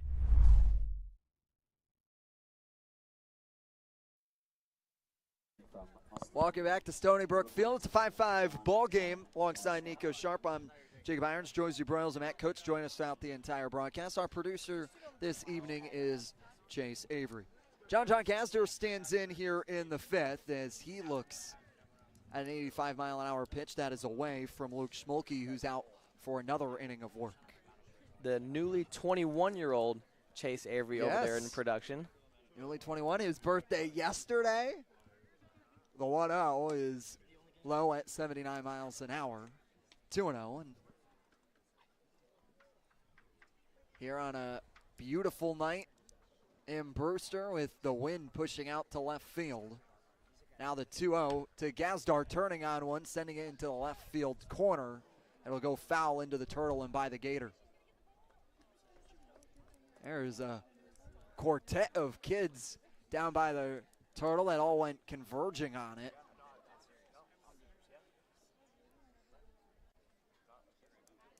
Now the 2-1 to Gazdar is in the dirt behind the plate. Crawford is able to grab it. And that's a lot of kids over there. A lot of them are happy running around. Look like they just saw Mickey Mouse out there. They're very excited. You can see how happy they are. And he came up with a baseball. Very happy over there in left field. 3-1 delivery. Gazdar fouls back on it to extend the count to full.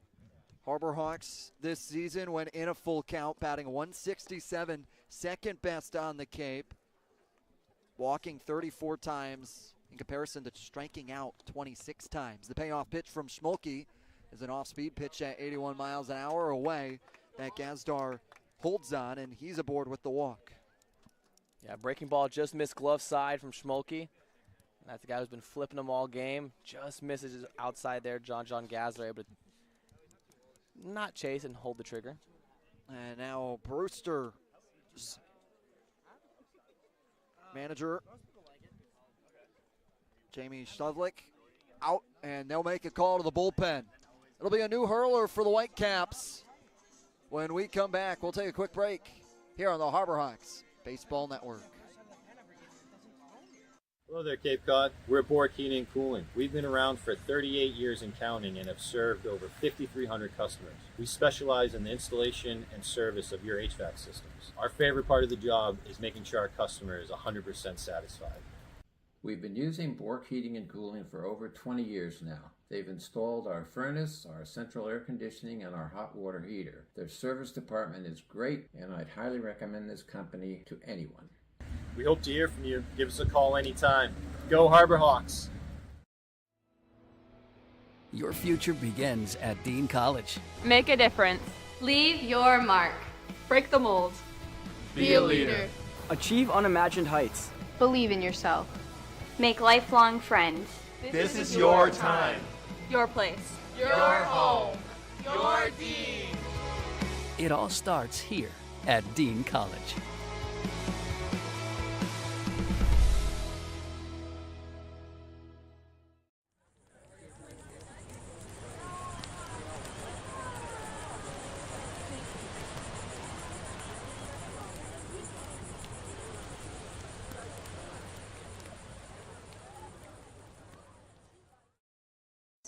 DJ Promo, the redshirt freshman from Louisiana State University, steps onto the rubber in relief of Luke Schmolke. Yeah, 3 2/3 innings pitched, 2.45 ERA for LSU this past spring. 9 appearances, had 3 strikeouts, 2 walks. And he's played in a summer league before. Last summer, played for the Baton Rouge Rougereau in Texas, the Texas Collegiate League. So the guy who played summer ball before, making a couple appearances so far for the Whitecaps. Yeah, comes in a big spot after walking John Gazdar and facing Wallace Clark, who had the big single in the third to bring in 2. And after it was an early lead from Brewster, scoring 2 in the first. And it was Harbor Hawks responding for 1 off the home run of Blake Seville in the second, then 3 more in the home half. But then since then, it's been Harbor Hawks controlling with 2 runs in the past 2 half innings. What do they have dialed up here in the top of the 5th? We'll find out as Wallace Clark settles in for DJ Promo. Luke Schmolke's final line, 4 innings pitched, 5 hits given up, 5 runs, 4 of them earned, 3 walks and 2 strikeouts. Currently sits at an ERA of 4.66 now with 3 outings under his belt. Well, we'll check back Gazdar, who goes in stepping.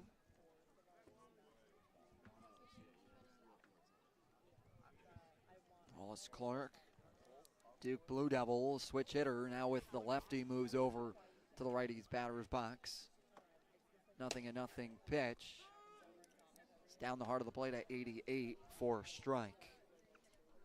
Yeah, didn't see him hit righty all last game once again. Wareham gave him 6 bullpen arms, all right-handers. On the 0-1 and leg kick as Wallace Clark fouls it away by the Brewster dugout. 0-2. It's a sharp breaking ball right there. Looked to be a slider moving from left to right. Just missing barrel from Wallace Clark. As now Promo will step off the rubber on his disengagement in his first. Shook off a couple of signs, wasn't feeling it. Now settles in, taps twice, and kicks over. Going to try and go for the pickoff again as Gazdar goes in standing safely. Not a bad move there. Comes straight up either way.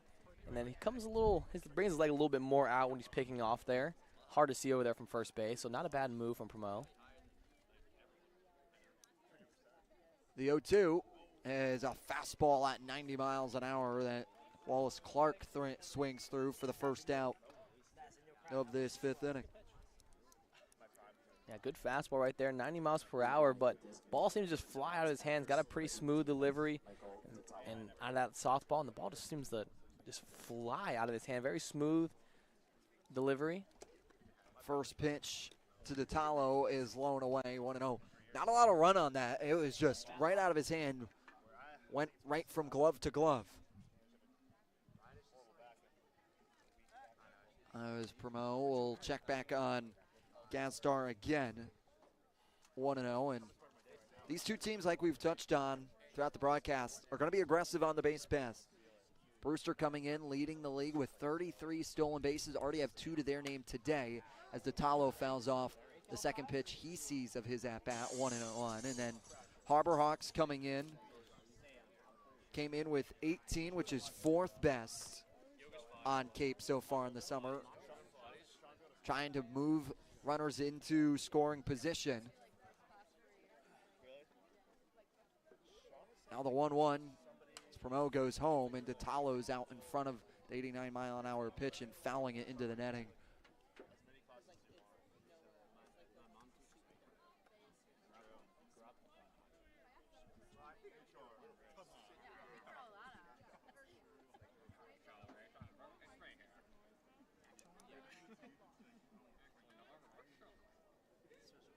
One-two is a pitch low that DeTalo holds on.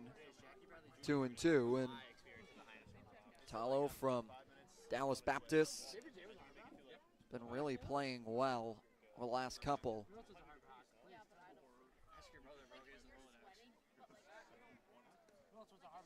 And then it was a step over to first for Promo. And John Gazdar 2 for 3 on the year with steals. So he's shown the ability to run, so they're going to hold him tight at first. 2-2, it's a strikeout looking for Michael DeTalo. Back-to-back strikeouts from DJ Promo. And now 2 strikeouts after allowing Gazdar to be walked over to first by Schmolke. It's Promo coming in and doing his job, Nico. Yeah, great job right there. Put 90 miles per hour right in on the hands of DeTalo.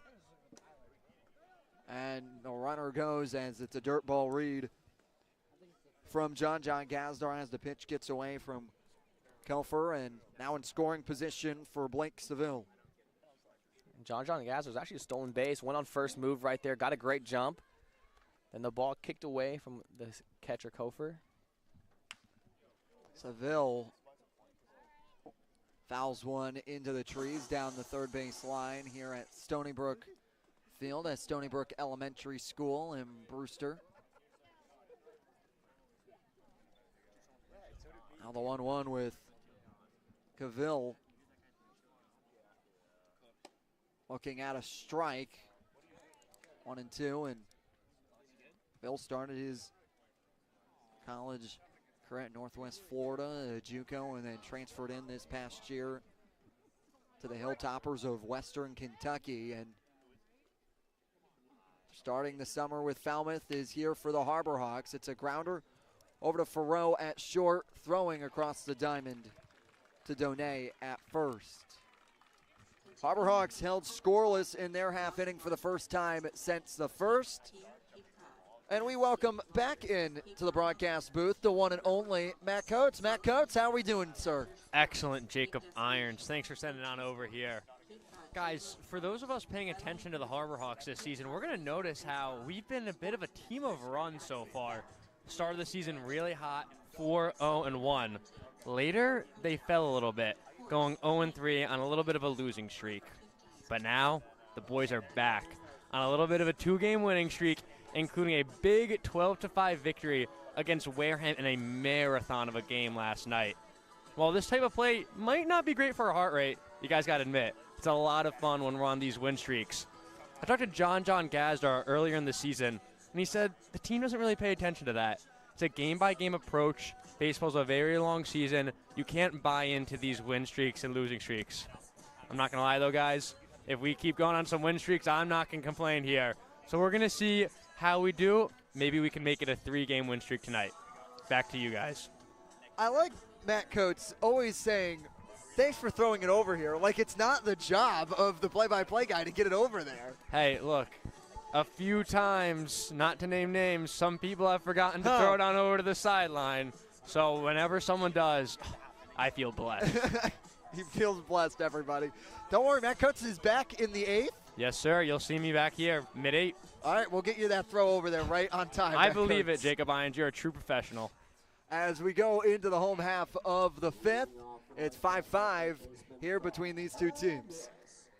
Yeah, great matchup so far, and just like Matt Coates said, we are, 2 wins strung together, call it a win streak, but it's very important for them to go game by game, and we saw that. It's not only when you're winning, you're not always as good as you think you are, but when you're losing, you're not as bad as you think you are. You got to play day by day and go attack these guys the same way. Reitz attacks Fisher, who turns on one deep into the right field corner, and it is foul by a foot. Just dropping out of view for us as it took the bounce over the fencing down the right field line and into the corner, and it's a long foul ball for Andrew Fisher. Yeah, very long foul ball. Andrew Fisher, fastball up in the zone, up in middle, turned on it, brought it right down the right field line. Ball just fouling, foul. 0-1 from Reitz is held on by Fisher on the appeal down to Jeffrey Merzel. Says he did not go around 1-1. Good idea from Reitz. Had that fastball 91 up in the zone, pulled the string, try to get a changeup in there low and away. 1-1 is in for called strike on Fisher. 1-2 is Reitz has been peppering the zone since coming in from the bullpen in relief of Trey Beard, who is the starter. A 1-2 is 95 upstairs and the good old broadcaster Jinx. Pitch that was high and away. Yeah, he showed the whole arsenal so far in this at-bat. First pitch was a fastball up in the zone, then pulled the string and the changeup, and the 1-1 count, dropped in the slider, showed the whole arsenal there. Then went back to 95 up in the zone. On to go climbing. Now the 2-2. 85-mile-an-hour slider, just called on by Nico Sharp. Yeah, pulled the string right there, went changeup. Oh, never mind. Righty versus lefty right there. And when he raised, 95 missed up in the zone, so it wasn't surprised there for him to pull the string right there and swing right over Andrew Fisher, a guy with a big swing there in the lefty box, swung right over it. Now Brody Donay will stand in to go up against Reitz for his second time. Donay got a single off Reitz, but then was cut off at second, and the double play grounded in by Farrow, and he fouls off the pitch he sees. Now the 0-1 from Reitz is 94 miles an hour on the outer part of the strike zone for strike. Reitz going right after guys, mixing it up really well so far. You know, he's pitched backwards to Brody Donay so far in this at-bat. First pitch was a slider, then backed up with 94 fastball. Now 0-2, 83 mile an hour pitch that spikes in the dirt about 3 feet in front of the plate. 1-2. And Donay had that base hit up the middle in his last AB. It's a guy who swung it really well in regionals, super regionals, and in that College World Series. 1-2, breaking ball at 83 miles an hour going into the netting and trickling its way into the Harbor Hawks dugout down the first base line. Now the 1-2 as Reitz gets the signs from West, brings the glove to cover his face, drops it down to the belt, and releases the 1-2 pitch that's in the dirt that Donay swings through. It's a strikeout for Jason Reitz. Yeah, great pitch. Started that slider low and away, catching the part of the zone, that ball breaking off. Donay trying to get his hands, use his hands, and reach and just get bat to ball right there, but just swinging over the top of it. Now Drew Farrow, 0 for 2 with strikeout and then grounded into the double play, but this time sends one deep into the hole. Mason White fielding on the hop, but deep into the hole, tried to make the throw across the diamond. Couldn't beat out Farrow down the line. It's an infield single for the shortstop. Yeah, it's a great attempt there by Mason White, working towards the 6 hole in between third and short. Just not enough time, you know, worked really deep into that gap, able to stop the ball from getting the outfield, but not much you can do there with Farrow, who's got good speed, running a quick 90 feet. Now J.D. Rogers had a walk back in the third. Now comes in as shows bunt with 2 outs on the 86 mile an hour pitch. 0-1. First pitch changeup right there, righty-lefty matchup. Changeup working down the zone. Reitz doing a great job of keeping that changeup down the zone, because if you hang that changeup, that ball just floats in the middle of the strike zone. Pickoff attempt by Reitz has Farrow going back in sliding. He's safe at first off the pickoff attempt. Now Reitz checking back again. He'll check back over with another pickoff attempt that Farrow goes in sliding for with his fingertips. Now Reitz takes a look over, settles it on the rubber. Runner bluff to steal. It's a high fly ball deep into right center field. Ranging over to make the grab to his arm side is Kane Kepley. It's a 1, 2, 3, 4 inning for Jason Reitz, who's come in for relief and done the job. It's a 5-5 ball game through 5 here on the Harbor Hawks Baseball Network.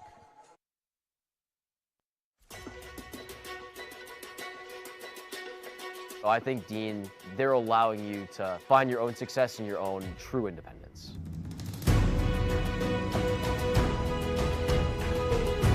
Dean is a whole group of all different kinds of people and communities.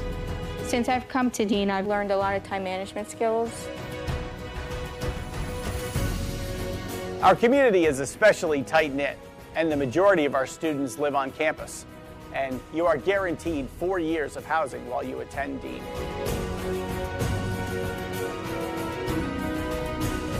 Dean is just full of opportunities for you to embrace, to welcome, so you can change yourself to who you want to be and form your career for the future. So go through that, all right? Think that way.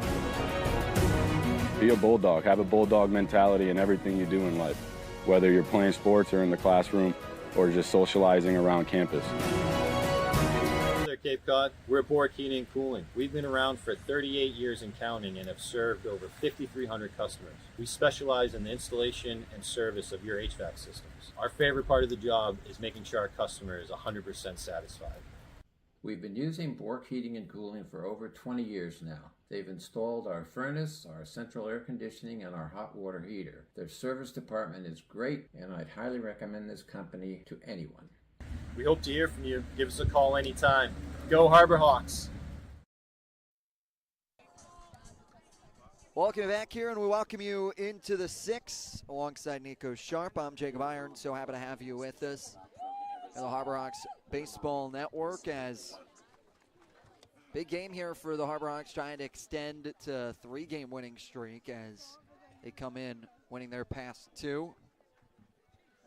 Now it's Mason White who steps into the batter's box to face DJ Primo for the first time.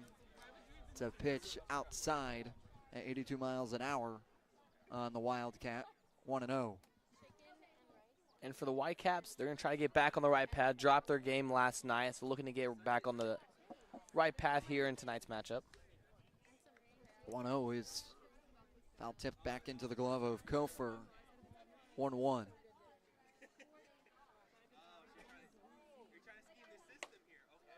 On 1 is a 91-mile-an-hour pitch upstairs, 2-1.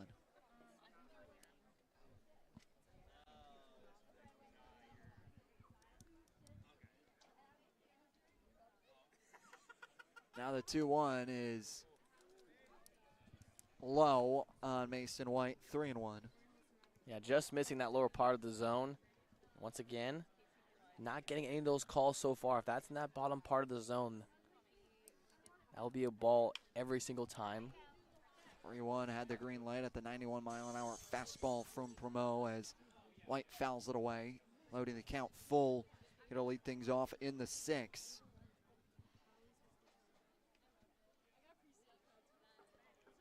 Payoff pitch to come from Primo. The kick and delivery is another fastball at 91 that Mason White fouls back to keep alive again. Yeah, just missing it. Fouled it straight back. Right there. Got the timing down. Caught the ball out front where he wanted it, just missing it. 3-2. Misses outside. And it's a walk for Mason White to lead things off for the Harbor Hawks in the top of the 6th.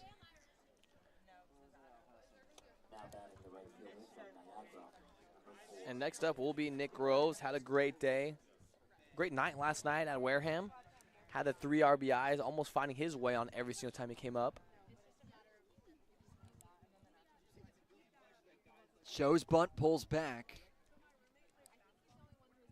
It's a pitch that's low in the dirt for a ball. Fisher came crashing in from third.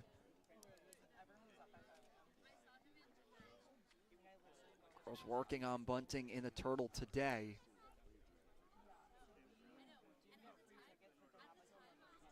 Now the 1-0. Doesn't come home, but rather goes over to first to Donay as White's able to go in standing on the pickoff attempt. Now the 1-0. Fouled back into the netting at 90 miles an hour, and Nick Groves battling in his AB here. And that big night last night for the Harbor Hawks as they won 12-5 over the Wareham Gatemen.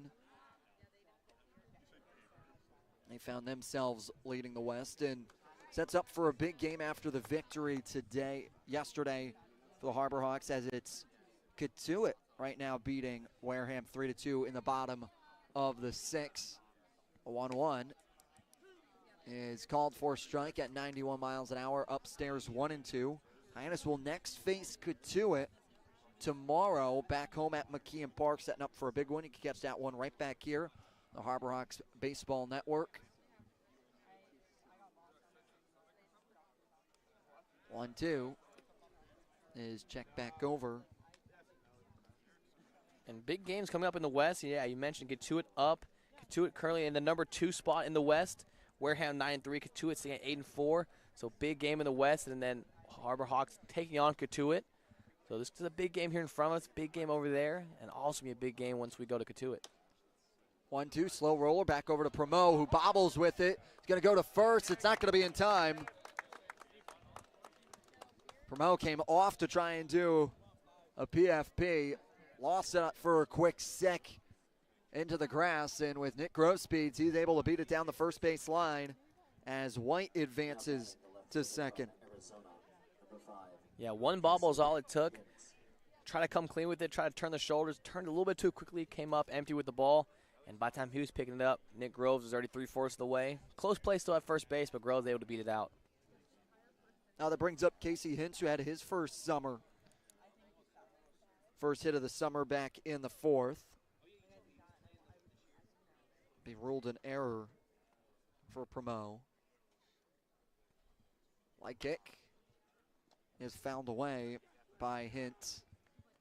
0-1, and Casey Hintz, the two-way guy from Arizona. Yeah, big swing there from Hintz. Corners are in. Fisher at third base pretty far in, like they're expecting him to bunt. He's going to play right in the cutout third base. He's going to turn his body, watch the runner on second, as well as watch the hitter. 0-1, he went around 0-2 on the 84-mile-an-hour breaking ball. And now here with 2 strikes, Fisher will go back and play behind third base. Same with Brody Donay over that first base, playing deep, covering closer to the line over there on first base. 0-2 pitch from Primo is line foul into the netting down the left field line. As Hintz battling in his 0-2 count as the sun begins to set here at Brewster and tucked behind the trees that are plentiful. 0-2 is fouled away and heads over to the playscape. 0-2, that is a playscape. You got to have your head on a swivel. There is netting over the top of it, but whew, it can come right at you on the hop and could be getting it with you on the monkey bars. Yeah, you take a step outside that playground, you are fair game over there. 0-2 foul back into the netting behind home plate. Even up 0-2, Primo going right after Hintz, not trying to give him the chase, filling up that strike zone, forcing Hintz to always swing and play defensive all the time.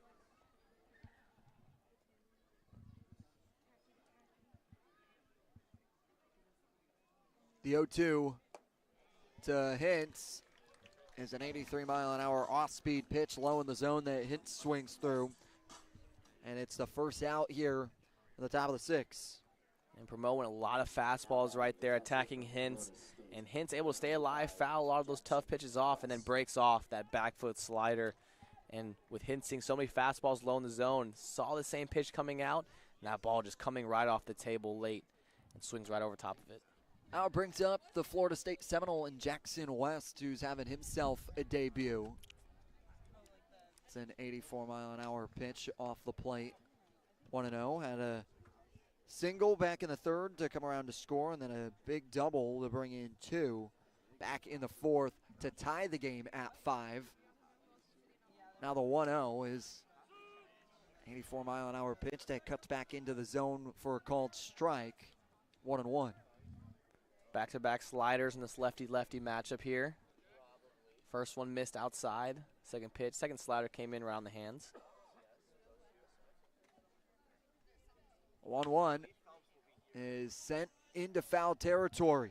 Ryder's going to give it a look into the Brewster bullpen. Went in sliding by the screen and can't get there in time as it goes bouncing away from him once it hit the gravel warning track. Covered a lot of ground over there and down left field. The bullpen scattering all around. Great attempt there by J.D. Rodriguez, left-hander. Came in sliding, trying to make a basket catch over there right in front of the bullpen.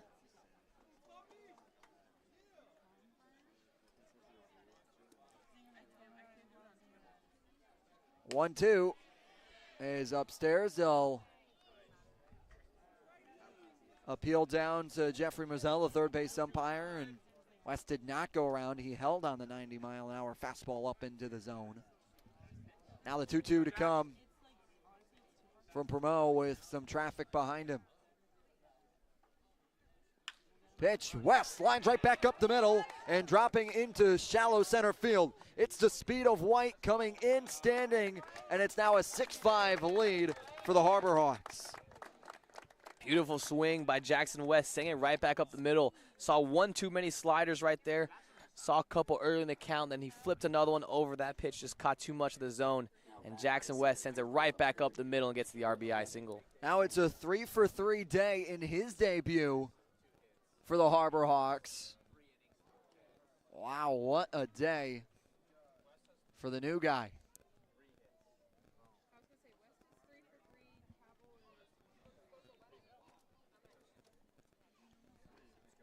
Now the 0-0 is fouled away by Kane Kempley. Has a walk and is 0 for 2 with a pop out and a line out.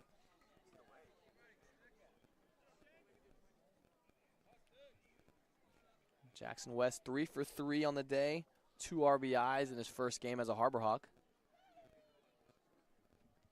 Now the 0-1 to Kepley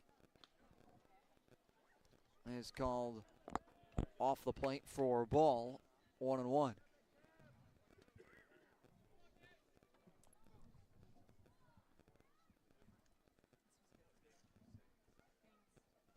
Now the 1-1 is into Kepley for a called strike at 83 miles an hour. Yeah, slider able to just catch that outer part of the zone.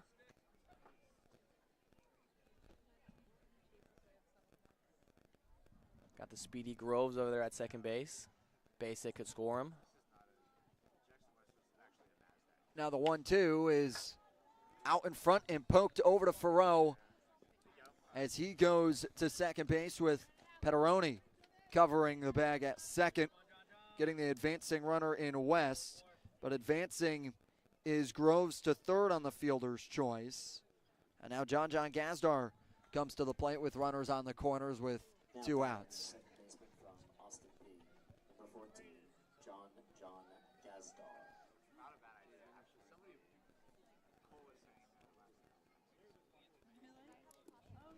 Now a pitch meeting on the bump here at Stony Brook Field. Yeah, no activity over there in the Whitecap bullpen. A lot of guys just hanging out over there. No activity, no one stretching, no one getting loose. So this could be a matchup conversation, how to attack John Gazdar here. In a big spot, they just relinquished the lead. And for the first time since the first, the Harbor Hawks find themselves here ahead in this one. Now Gazdar reached on an error in the third, reached first via the walk in the fifth, struck out in the first. 0-0 pitch is a hard liner that's through. Petteroni and Donay scoring to come home is Groves from third. And advancing all the way to third is Kane Kepley with his speed, and it's a big hit for John Gazdar and another RBI as he lads on to the summer with 14, the league leader. Yeah, adds another tally to his name under the RBIs. Base hit, using his hands, putting it right in between the first and second baseman, Petterini and Donay. A beautiful swing. And Kane Kepley, the speed there, putting pressure on the defense at all times. You know, thought he may steal a base there with runners on first and third, but able to advance from first to third on that base hit. Walls Clark looks at breaking ball for his first pitch as he is called for a strike on the appeal down the first. Now the 0-1 from Promo is a chopper off to his glove side, underhands it over to Donay at first.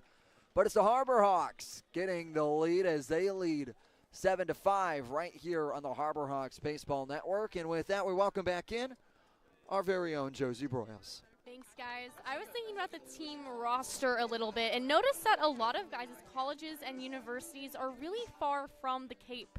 I was talking to Cade Brown pregame today, who's all the way at Sacramento State, but coming to Hyannis was his very first time, not just on Cape Cod, but in the East Coast. After asking what his biggest adjustment was, he did comment on his sleep schedule, but also getting used to a brand new playing environment. On the topic, you have to think about Blake Cavill, a Western Kentucky team member, although he's from Sydney, Australia. And you can only imagine the adjustment from there to here in the States. I ran into his host mom before this inning, and she talked about how cool it is to have someone like Blake around. Thank you so much, Josie. One of those cool little parts of the Cape Cod Baseball League. Get guys from all across the country converging here on New England's premier vacation destination. And just like that, they become part of your family, especially in the host family. Yeah, super cool. You get a bunch of guys who've come from different environments, growing up all across the country, all across the world. And then not only that, but then you have guys playing from different universities and getting different looks from everywhere. Different conferences. You have some Power 5 schools. You have some mid-majors. Saw some D2 guys. They got some all over, all different kinds of assets to the team.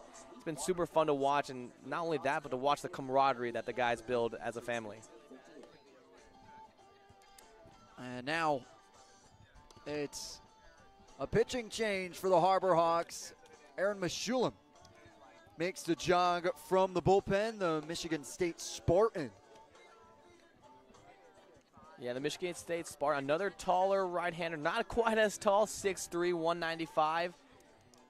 Had 51 in the third innings for the Michigan State. 4-1 record. Only started 4 games. Came out of the pen most of the time. 19 appearances. 50 strikeouts, only 13 walks. That's what we like to see, efficiency. A guy that's not going to walk a whole ton of guys, but strike out a bunch, which is super exciting. 4.56 ERA last spring. Aaron Meshulam will take on the back third of this Brewster Whitecaps lineup. And Hilton, Kofor, and Petteroni. And Jaden Hilton came around to score on the hit by pitch after the throwing error of Trey Beard. And now for the Brewster Whitecaps, trying to get back in front. And it's a chopper over to Wallace. Put it on the spin move and throws over to Cavill. What a great defensive play by the Duke Blue Devil. Wallace Clark fielded it off the hop, hit B and hit the spin and threw over once he got his feet under him. Yeah, beautiful play, ranging to his glove side, caught the ball deep, tried to get on the long hop, and on his way back, receiving that ball deeper into his glove, hit him with a little spin and a beautiful throw over the first base. Strong arm over there at third base. Get all the style points from me on that spin move. It's now Max Kofor, catcher, 0 for 2 today. Looks at a breaking ball at 89 miles an hour for a ball. And a small sample size so far here for Meshulam. We've seen him come out of the bullpen for 1 inning of work so far, having only 1 appearance. So this is going to be a time where they may see if he can extend a little bit, throw a couple innings under his belt, and try to put up a bunch of zeros. Now Meshulam behind the count, 2-0, and that's typically how the Harbor Hawks have worked in new arms, except for Jason Reitz. So normally gives them 1 inning, and then in their next appearance, they'll have them go a little bit more distance, try and get them 2 innings if they can. Reitz breaking that stereotypical mold that they have set up so far, as he was able to go the distance here, going for an extended period of time for 3 innings. Now the 2-1 after the fouled away pitch from Kofor. Moves to 3-1 after the pitch. Spikes in front of West at home plate for a ball. Yeah, Reitz's final line of the game. 2 innings pitched, 2 hits given up, 3 strikeouts in just 2 innings pitched. A great job there by Reitz, and that's why they let him extend there a little bit going into that 2nd inning, even in his first appearance. 3-1 is sent deep into right field, ranging back for is Groves, playing it off the hop of the low fence, standing in around 5 feet. He's going to go for 3, continuing. The throw is held by John Gazdar. And Max Kofer showed no signs of stopping as he rounded second. It looked like that John Gazdar was going to try and make the throw, but at the last second, eats on it. Yeah, fastball up and in, but able to go inside out, swing right there, drive the ball down the right center gap, and showing off a little bit of speed there, stretching that double into a triple. Now Tyler Pederini, with a runner on third, looks at a ball low at 91 miles an hour.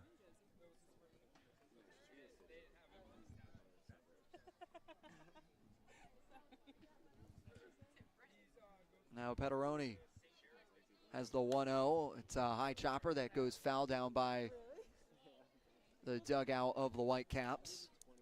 1-1. And with Kofer only 90 feet away, corners will come in. Middle infield will stay back.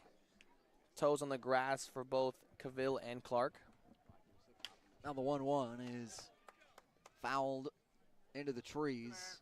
1 and 2, and from Schulem trying to work back that double. That stat has Kofer standing at third after the advancement to third on the throw.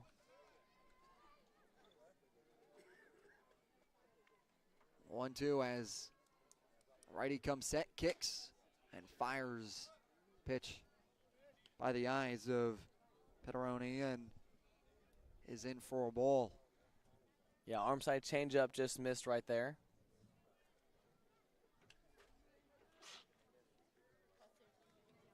Two is fouled back into the netting. Keep his at-bat alive. For the Harbor Hawks today, we've talked about it a little earlier off the headset, Nico, about Hyannis has found their mojo when they can reach into the bullpen and get some strong arms for them and give their offense an ability to go attack. 2-2 is outside, 3-2 on the 91-mile-an-hour fastball. Good at bat here from Pederini. Had 2 strikes early, fighting off some tough pitches, working to a 3-2 count here. Going to be trying to be very handsy. A guy only 90 feet away. Going to try to put the ball up the middle. 3-2, 92-mile-an-hour fastball inside. That freezes Pederoni. And it's a strikeout and the second out here for Schulem in this 6th inning. Yeah, that's a big-time pitch right there. Just having the triple, the at-bat before. Him only 90 feet away.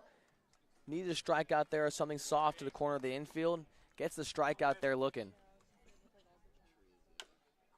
Slow grounder over the walls on the first pitch of the AB to Donnell, and he fires across the diamond, bringing his momentum with him to Cavill, and it's a 5-3 put out to end the 6th, and Strand Kofer at third. It's a 7-5 lead for Hyannis as we go into the 7th in the back third of this one. Hey Cape Cod, we're Bork Heating and Cooling. We've serviced over 5,300 customers on and around Cape Cod for almost 40 years. We install and service your heating and cooling system, and our #1 goal is to ensure we do the best job we possibly can to make our customers happy. You have the triple cheerleading squad for Bork sitting here. They repaired our heating system, took care of our air conditioning system, and they set something up with the remote system that they installed for us as well. Yay, yay, yay for Bork. We love them. Give us a call when you're in need of HVAC services. Hope you enjoy the game. Your future begins at Dean College. Make a difference. Leave your mark. Break the mold. Be a leader. Achieve unimagined heights. Believe in yourself. Make lifelong friends. This is your time. Your place. Your home. Your Dean. It all starts here at Dean College.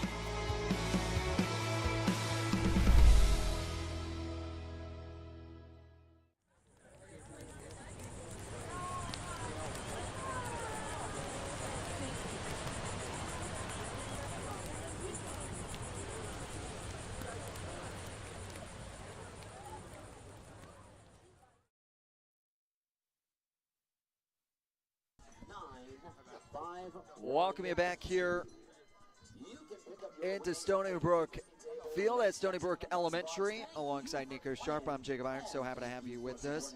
Harbor Hawks get 2 in the top of the 6th, and now they lead here 7-5 as we go to the top of the 7th. What have you seen so far today, Nico, that has allowed the Harbor Hawks to stay active in the box? Yeah, putting up a lot of crooked numbers. You see the 1, 2, 2, and another 2. A lot of innings where they're getting base hits, they're getting doubles, and they're having those timely hits that we didn't see a couple games ago, and we've seen that in these past couple games, doing a great job. But something from the pitching staff that's been really good is the first 2 innings, struggled there a little bit. Trey Beard didn't have his best stuff today, gave up 5 runs and 2. But since that second inning, it's been 4 straight zeros, put in right behind it. First pitch to Michael DiTallo is called for strike. 0-1. As DJ Primo is back out for another inning of work for the Whitecaps. The 0-1 clips DiTallo, and he reaches base for the first time this evening. And I was just about to say that the Brewster Whitecaps have extended their guys so far. Smokey throwing 4 complete innings, and so far for DJ Primo, having 2 innings under his belt and looking to go more. There is a right-handed arm going for the bullpen of the Whitecaps, but 2 innings under his belt, and he's facing back-to-back lefties here, so expect him to at least go 2 more. Blake Seville shows bunt, fouls it away at 89 miles an hour. Fouls it away for the first pitch for a strike. Blake Seville had a homer today that sent over the right field wall and showing his dual threat and all the tools in his toolbox. 0-1 is held on as it's low at 83 miles an hour, skimming the dirt. 1-1. Yeah, maybe he just saw that Fisher is playing too far back over there at third base for his liking and trying to, drop one down, try to be sneaky right there. Primo kicks and fires. 1-1 is launched deep into left field. Rogers back at the wall, sent in the spin cycle, then finally is able to collect himself and make the grab over his left shoulder for the out. Yeah, great swing to left field. J.D. Rogers, yeah, I mean, struggling there. The ball was fading on him. He was trying to worry about the fence, and then doesn't look like there's much of a warning track out there, so he's looking for the fence and kind of did a little spin when he saw the ball trailing on him. Still able to make the play. First pitch here to Mason White's AB is called for a strike, and Mason White had a walk and came around to score back in the 6th. The 0-1. It's a fastball at 90 high in the zone and by the eyes of the Wildcat. 1-1.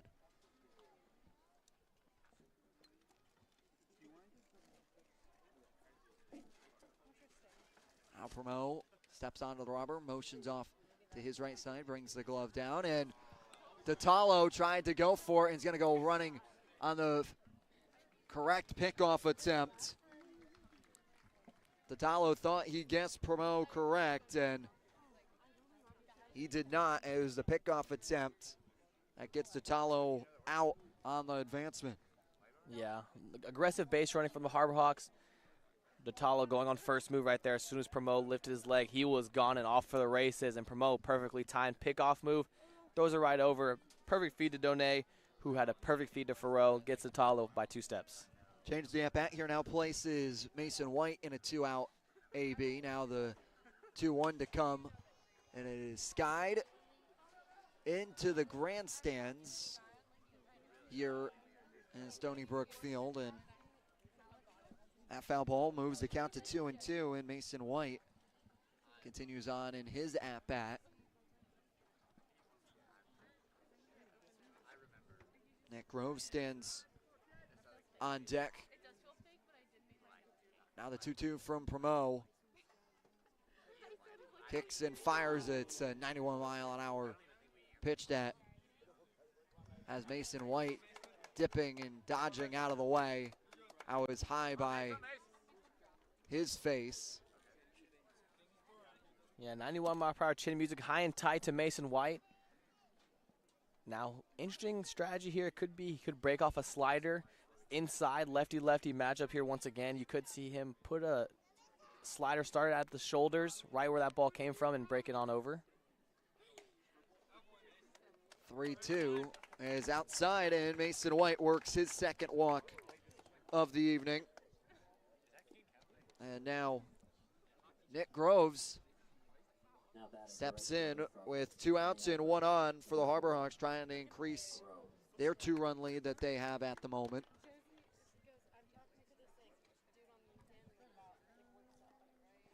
Groves reached on an error back in the 6th.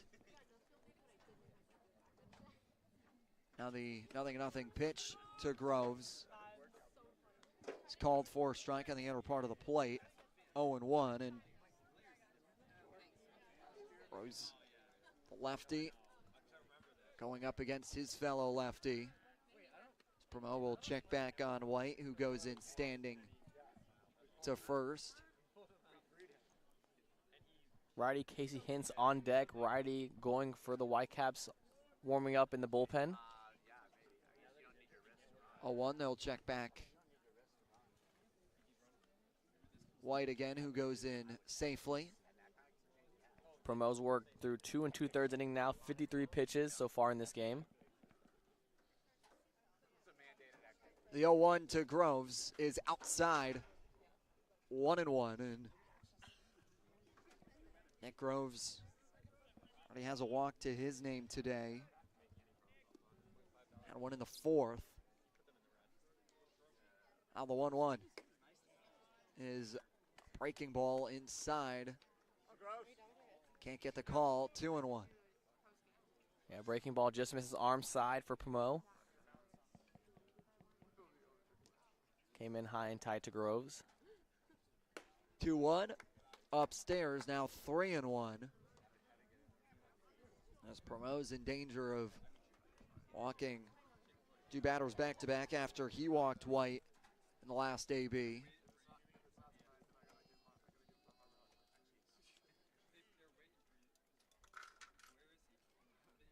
(3-1) is a pitch upstairs at 91 miles an hour. That does not get Groves to bite, and it's back-to-back walks here for DJ Promo, and that will make the call to the bullpen here with, as Nico mentioned, the righty Hintz to step into the batter's box. We'll take a break and be right back, and we'll tell you all about the new pitcher when we return. Hello there, Cape Cod. We're Bork Heating and Cooling. We've been around for 38 years and counting and have served over 5,300 customers. We specialize in the installation and service of your HVAC systems. Our favorite part of the job is making sure our customer is 100% satisfied. We've been using Bork Heating and Cooling for over 20 years now. They've installed our furnace, our central air conditioning, and our hot water heater. Their service department is great, and I'd highly recommend this company to anyone. We hope to hear from you. Give us a call anytime. Go Harbor Hawks! Your future begins at Dean College. Make a difference. Leave your mark. Break the mold. Be a leader. Achieve unimagined heights. Believe in yourself. Make lifelong friends. This is your time. Your place. Your home. Your Dean. It all starts here at Dean College.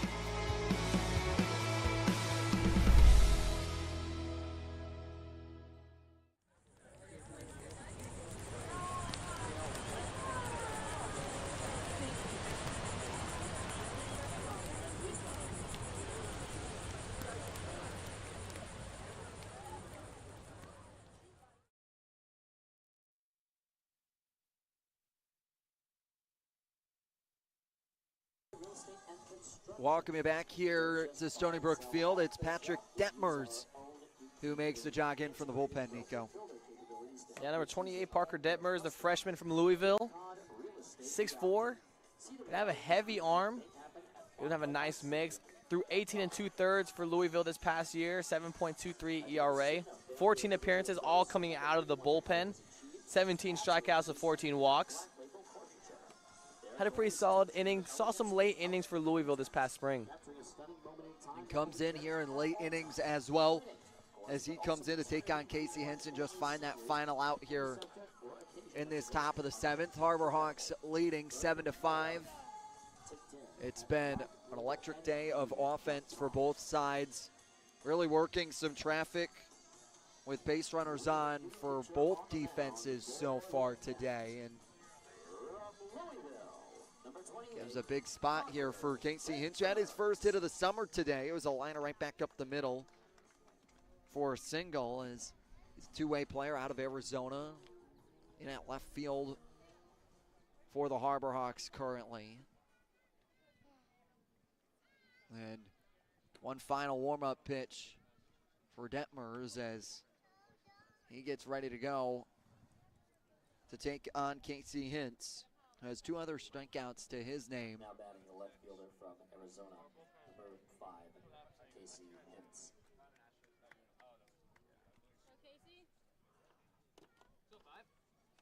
Harbor Hawks on a 2-game winning streak and trying to advance their road record a little bit as they come in 2-3-1 on the road. First pitch to Hintz is called for strike 0-1. While at home at McKeon Park, they are a nice 5-1. They return home tomorrow to take on Katuitt at 6 o'clock for First Responders Night. The 0-1 is a check swing that finds Wood and grounded over Donne at first. He steps on the bag and Detmers comes in and does the job and only needs to see one batter. It's stretch time here at Stony Brook Field as we go into the bottom of the 7th. Here at the Mass State Lottery, we're known for our monster wins. But there's no bigger win than the $1 billion we provide each year to support all 351 cities and towns in Massachusetts. In our game, we know that supporting local businesses and helping communities is how we all win. Because at the lottery, we're all playing for the home team. The Mass State Lottery. Welcome to the state of winning.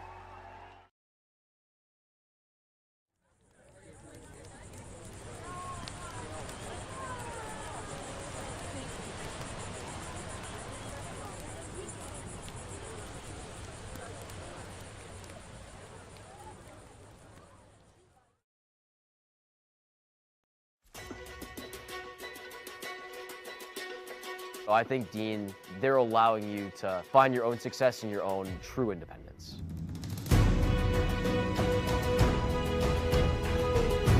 Dean is a whole group of all different kinds of people and communities. Since I've come to Dean, I've learned a lot of time management skills. Our community is especially tight-knit, and the majority of our students live on campus. And you are guaranteed 4 years of housing while you attend Dean.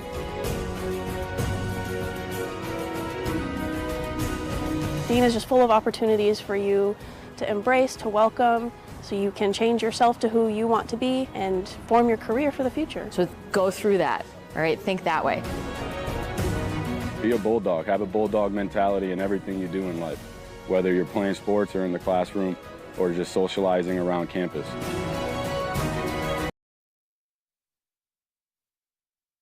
Welcome back to Stony Brook Field as we go to the bottom of the 7th. It gives us a great time to take a look around the Cape Cod Baseball League. In the bottom of the 3rd, it is 3-2. Chatham leading over the Bourne Braves at Doran Park. 2-0, the Red Sox lead over the Commodores in the bottom of the 5th. Then it's a 5-1 lead right now for Harwich over the Orleans Firebirds. And then a big one in the top of the 8th, it's Katuitt leading Wareham 4-2 as the first pitch in from Meshulam to Helfrich is down low for a ball 1-0. And if Hyannis holds on to win today and Katuitt holds on to win, it could set up for a big game tomorrow to try and reclaim first after the Harbor Hawks spent large majority of the beginning of the year in at first in the West. It's a skipping ball outside to Helfrich 2-0. And I know they're on the east side, but someone who's been, I guess, more quietly, YD going to be the first team to 10 wins if the scores stay the way they are. 9-2 so far, 9-3 so far. It's a team getting it done, and they seem to be clicking on all cylinders as well. 2-0 is called for a strike on the outer part of the plate, 2-1. And for right now, YD is hammering. They've got everything you want. Good defense, good offense, and good pitching as the 2-1 pitch is outside on the 81-mile-an-hour breaking ball, 3-1. They've got the full package right now. It's the question, can you hold on to it for as long as you can, especially in these 40-game seasons with roster turnover? And teams that start here are going to change drastically by the time you get to August and get to the playoffs. But right now, YD's showing a strong start to the year. And the 3-1 is a broken back grounder. Shallow. White fields it, flips it up to himself from the glove to his hand to throw across the diamond to Cavill in time for the 6-3 putout.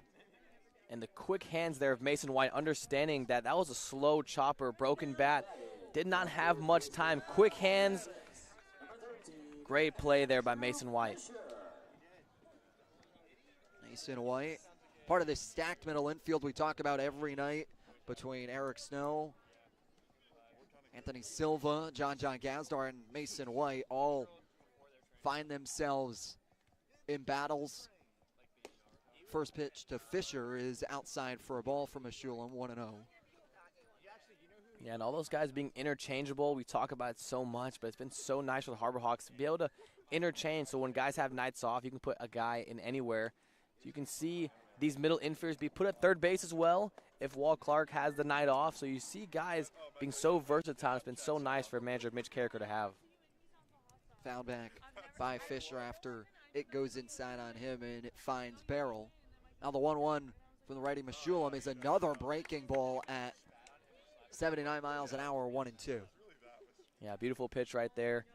To backdoor, catch the corner, work ahead in the count, 1-2. 1-2 and 90 miles an hour is low.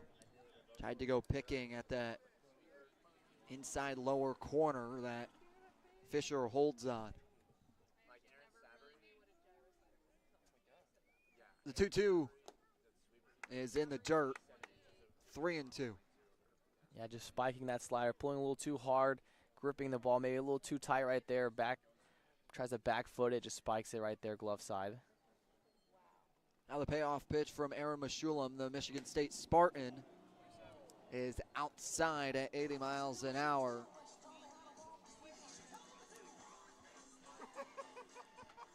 Yeah, 3-2 count with the left-handed hitter Andrew Fisher at the plate. Tries a backdoor slider. Catch that corner like he did earlier in that at-bat. Just misses a little bit arm side for the right-hander. Now Brody Donay steps into the batter's box, signifying the tying run here in the bottom of the 7th with a runner on. And it's a healthy hack from the Florida Gator as he swings through 0-1. Yeah, that pitch just fell off the table there for Brody Donay.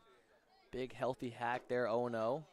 Donay had a huge Omaha for the Florida Gators as it's an 81-mile-an-hour off-speed pitch that has Donay swinging through again, 0-2.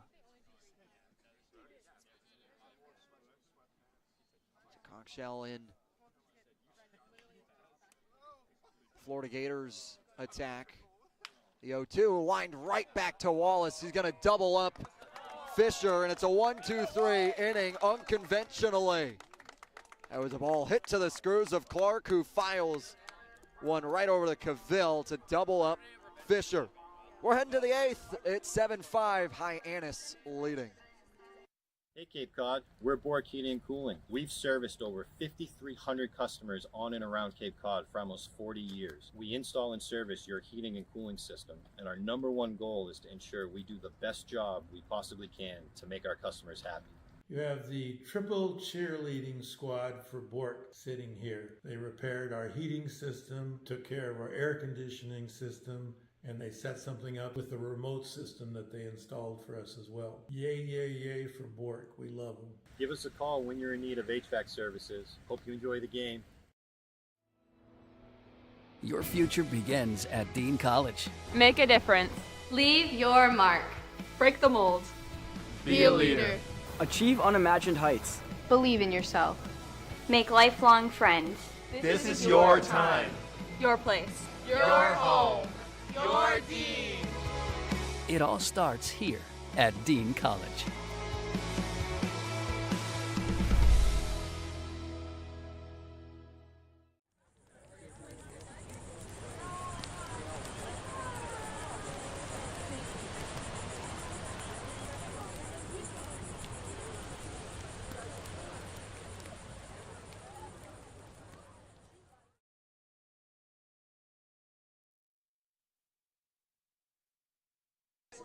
7-5, Harbor Hawks leading.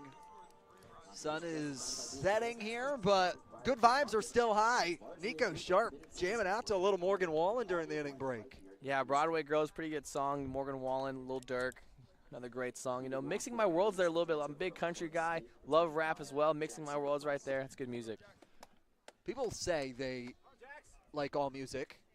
Nico Sharp embodies that. It will be anything, anytime, as it's a bunt shown by West, who fouls it away here for the pitch on the new arm in Parker Detmers, who came in for one out back in the 7th, but now will get an extended outing here as West fouls off another. He's behind in the count 0-2. Today, Nico West 3 for 3 right now as he finds himself behind in the count and in his Hyannis Harbor Hawks debut. Yeah, a guy who's shown power to all sides of the field so far in this game. 0-2, slow roller over to Farrow. Fields it off the hop. West beating it down the line. Not going to be in time, though. And it's a 6-3 put out here on the top of the 8th to lead things off. Yeah, I've been really impressed with his approach so far. Early in the count, very strong swings. We've seen line drives into both gaps so far, and there with 2 strikes, first time seeing him down 0-2. Using his hands right there, trying to go through the 6-hole right there, so that's a great approach after we've seen hard line drives all day. Pitch away on Kane Kepley that he holds on for a ball. Now Detmers fires as Kepley turns on one, and it will trail foul down the right field line. Kane Kepley let one go. 95-mile-an-hour pitch up in the zone that he was trying to get out of the park, and it's a pitch that goes low and gets away from Kofor and clips off the arm here of the home plate umpire, Robert McHugh, and it's left hanging here for a hot sec. Yeah, it's a stinger. Slider tries to go back foot to Kepley, and it just catches the right arm. Now athletic training staff from the Brewster Whitecaps will come out as well, and one of those tough plays there is just a spiker that got away from Kofor, and last second it was the right shoulder of Robert McHugh taking a beating of it, flexing his arm a little bit there, and it was hanging there for a quick sec. Yeah, seems to be all right. They're all joking about him now, probably giving him a little bit of a hard time.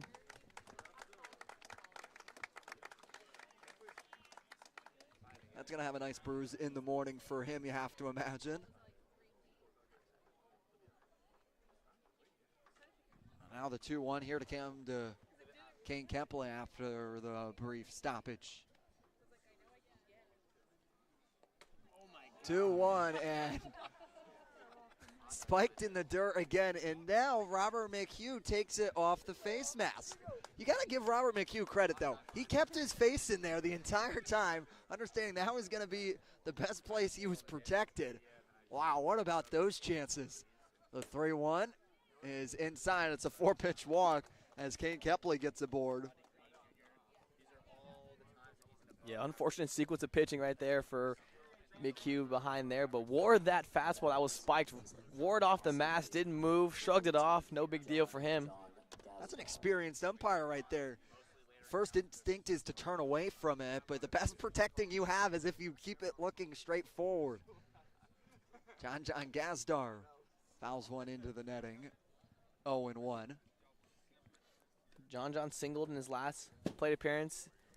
Used his hands, hit the ball in between first and second base.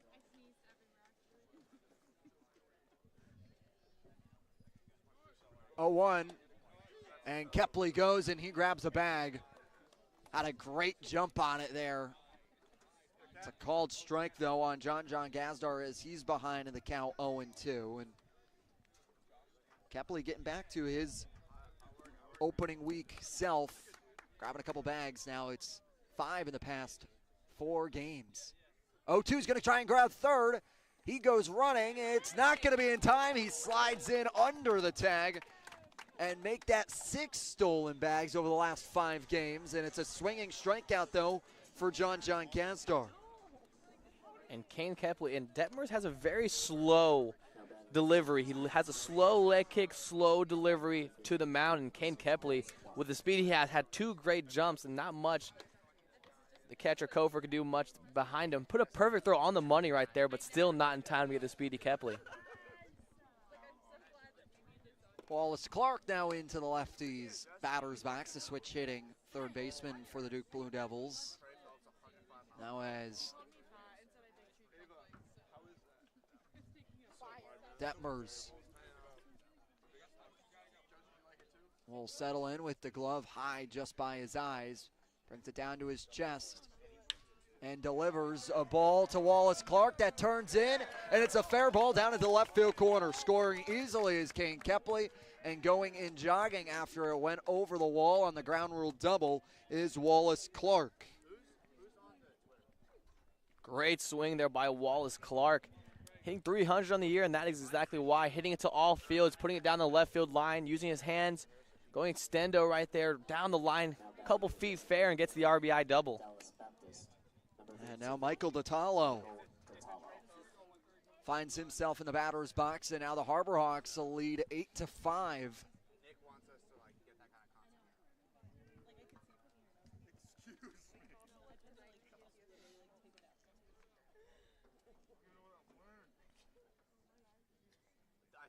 The kick from Detmers is low. 1-0.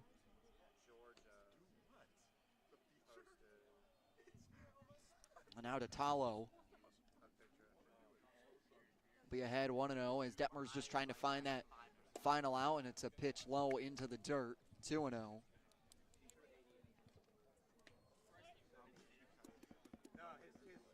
It's another great job from the Harbor Hawks, getting a 2-out RBI right there, extending the inning.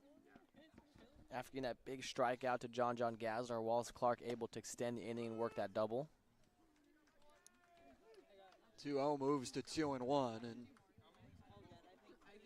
Detallo looks on a strike that's called for by Robert McHugh, the home plate umpire. Now Wallace goes trying to grab third, and it was a fouled off pitch by Michael Detallo. It was going to be Wallace's Clark bag to have. Tough position by Detallo there. I mean, Wallace Clark was halfway when the delivery started. He had the jump, but Detallo not wanting to give up 2 strikes too easily, fouled it off right there, but Wallace Clark able to get a great jump. 2-2, runner goes again. It's a poker out in front of him that Farrow grounds at short and fires to Donay. It's 1 run, though, that's able to come across the plate. It's 8-5 Hyannis as we go to the bottom of the 8th. And we welcome in our man, Matt Coates. Hello, hello. Glad to be back, gentlemen. For those of you listening who know me, you guys will know that I have spent a lot of time with our baseball operation and analytics department over the past 2 summers. Some would even say that you are a part of them. Man, I wish I could take that credit.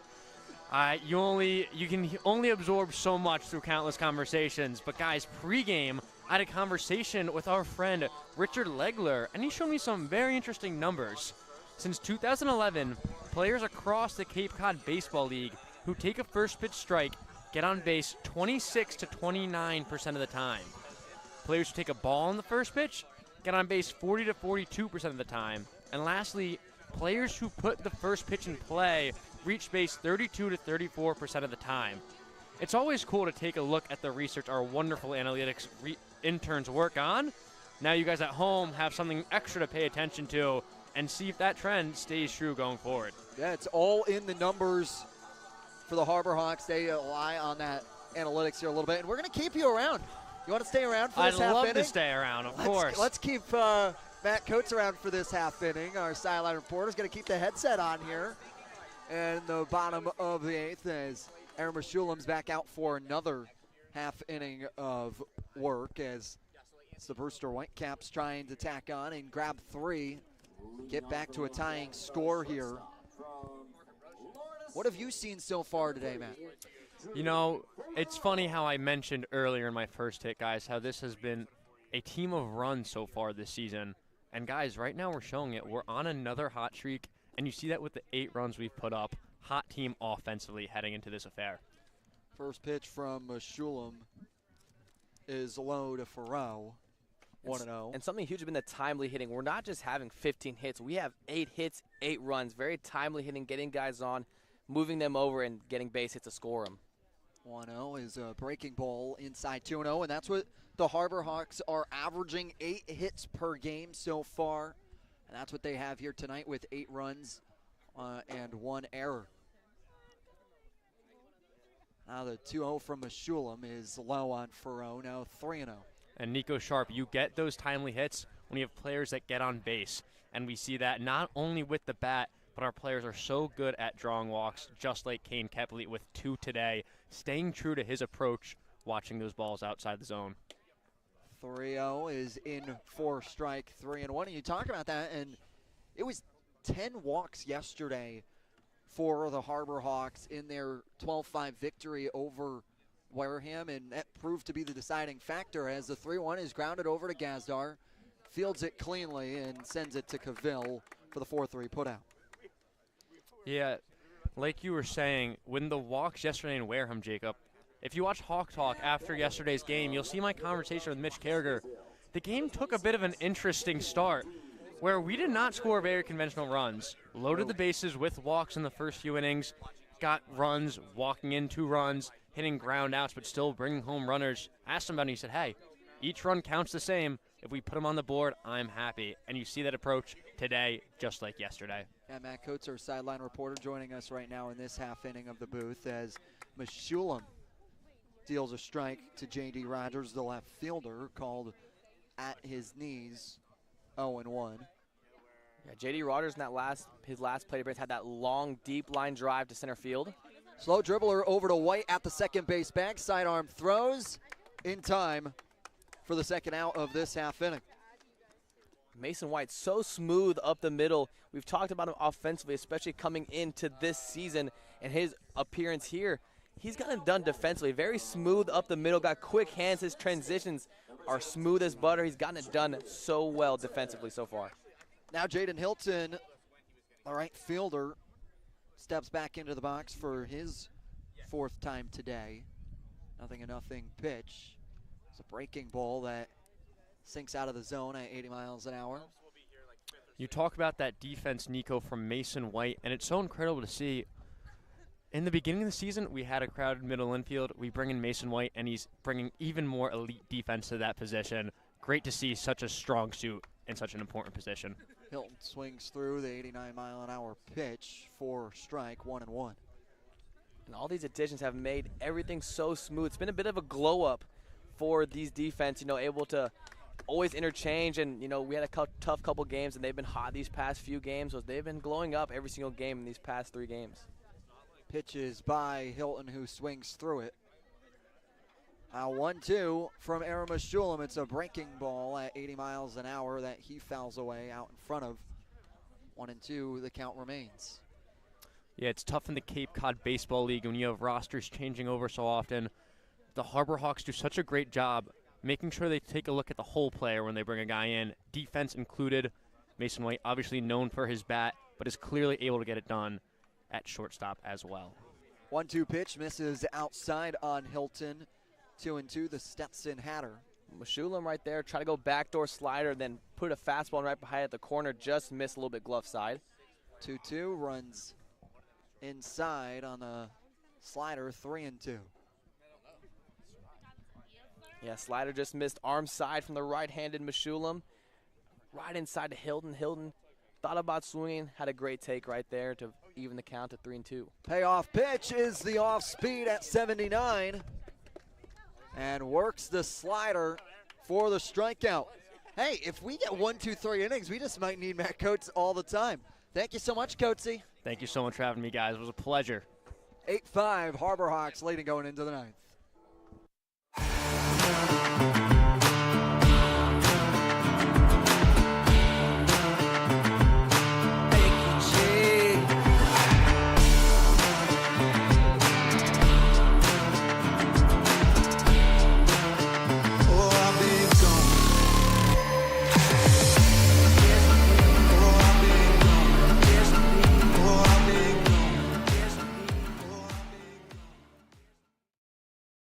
Hello there, Cape Cod. We're Bork Heating and Cooling. We've been around for 38 years and counting and have served over 5,300 customers. We specialize in the installation and service of your HVAC systems. Our favorite part of the job is making sure our customer is 100% satisfied. We've been using Bork Heating and Cooling for over 20 years now. They've installed our furnace, our central air conditioning, and our hot water heater. Their service department is great, and I'd highly recommend this company to anyone. We hope to hear from you. Give us a call anytime. Go Harbor Hawks! Harbor Hawks try and add on to their 3-1 lead as they head into the ninth alongside Nico Sharp. I'm Jacob Irons. Chase Avery is our wonderful producer this evening alongside Josie Broyles and Matt Coates, who've joined us throughout the evening so far. Just finished up with Matt Coates in that past half inning. Very insightful, Matt Coates, as he always is to all of our viewers and listeners. Yeah, he always does a great job getting some insight. Both of our sign reporters have done a great job so far this season, giving us a little insight that, we may not know. They get to spend a lot of time. We get to spend a lot of time with the players and coaches, but they get a little extra, and they get a lot of inside stories and stuff that, we may not hear about, and definitely the viewers back home may not hear. So it's great to have insight from them at all times. And now it's Blake Cavill, who had a heck of a first AB with Harbor Hawk blue on in a homer that went over the right field fence. The Hilltopper looks at a ball low. 1-0 from Detmers.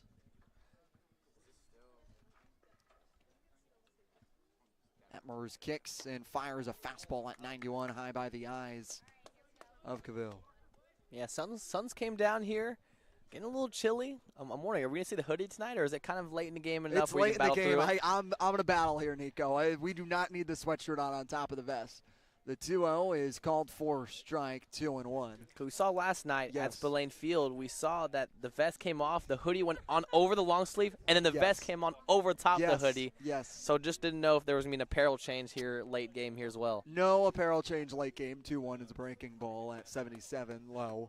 Yeah, nope, no change here right now. We're in the ninth, so there's probably by the time I sent someone to go to the car and come back, I should be sending them back with equipment rather than going out with the keys that way. As the 3-1 from Detmers gets set to come to Cavill.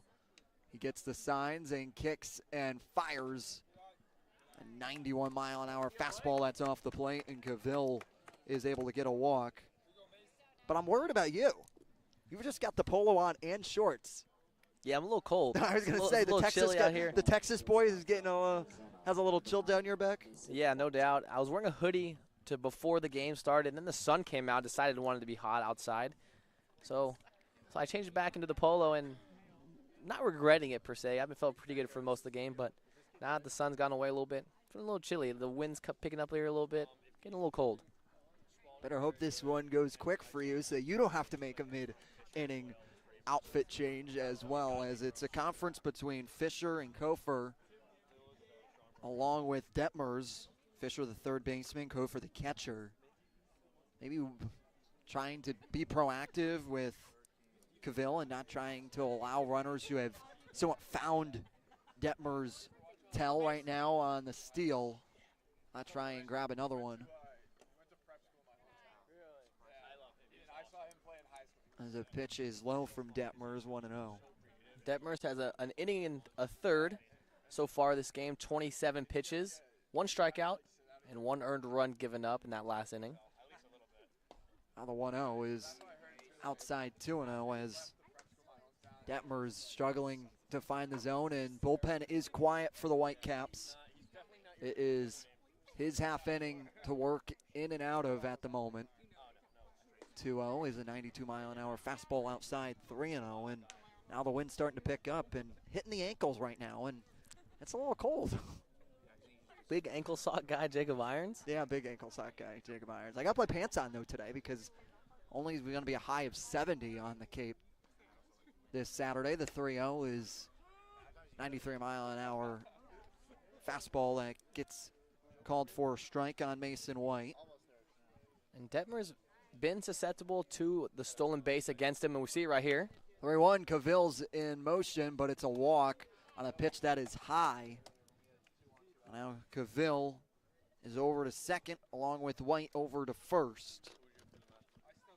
Yeah, Detmers has a very, very slow motion, slow leg lift, slow delivery to the plate, and a lot of runners have timed that up and been able to steal on him so far. But a guy who's going to throw low to mid-90s, that velo is going to help him out a little bit. 0-0 as Nick Groves looks at his first pitch of this AB as it goes high 1-0. Chase Avery in the pants in the polo as he seems to be doing good. He's doing better than both of us. He doesn't even show a sign of a shiver as the 1-0 is low and outside. 2-0 at 92. No, he's saying it's his Chicago in him, the Midwest. Can't say it's cold. And me shivering is my Texas in me for sure. As the 2-0 is sent by Groves, who swings through it at 93. What does it say about me that I'm shivering on the New Englander? I'm not sure. I'm not sure. A lot of question marks there. A lot of question marks? Oh, boy. Yeah, I'm a Midwesterner technically 90% of the year with being in South Bend, Indiana at Notre Dame. The 2-2 is called for strike on Groves. Oh, wait, so you do go to Notre Dame? So that's right. Yes, that's right. Yes, Jacob Irons went to Notre Dame. In case I had totally forgot. Thank you for reminding me. Yeah, you do go to Notre Dame as well as being a New Englander, so you should be used to the cold. But the 2-2 is swung on and missed as Groves goes back to the dugout after the strikeout. Detmer's doing a great job right there attacking Groves, using that high velo fastball. Groves with a big swing. He's been swinging the bat well, a lot of healthy hacks and very confident swings, and he just swings right over it. Now that brings up Casey Hintz. Now the runners on second and first. First pitch to Hintz is upstairs at 92. 1-0 as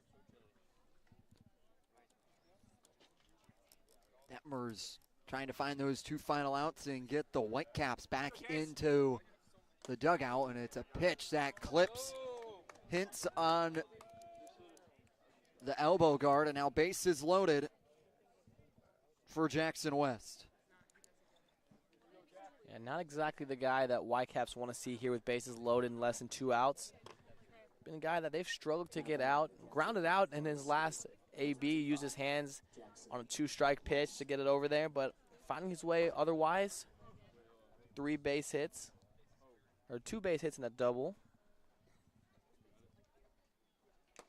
As West swings through the 94-mile-an-hour fastball from Detmers as he reached back for that one. Yeah, power on power right there. 94 middle. Jackson West with a big swing right there. Just missed it.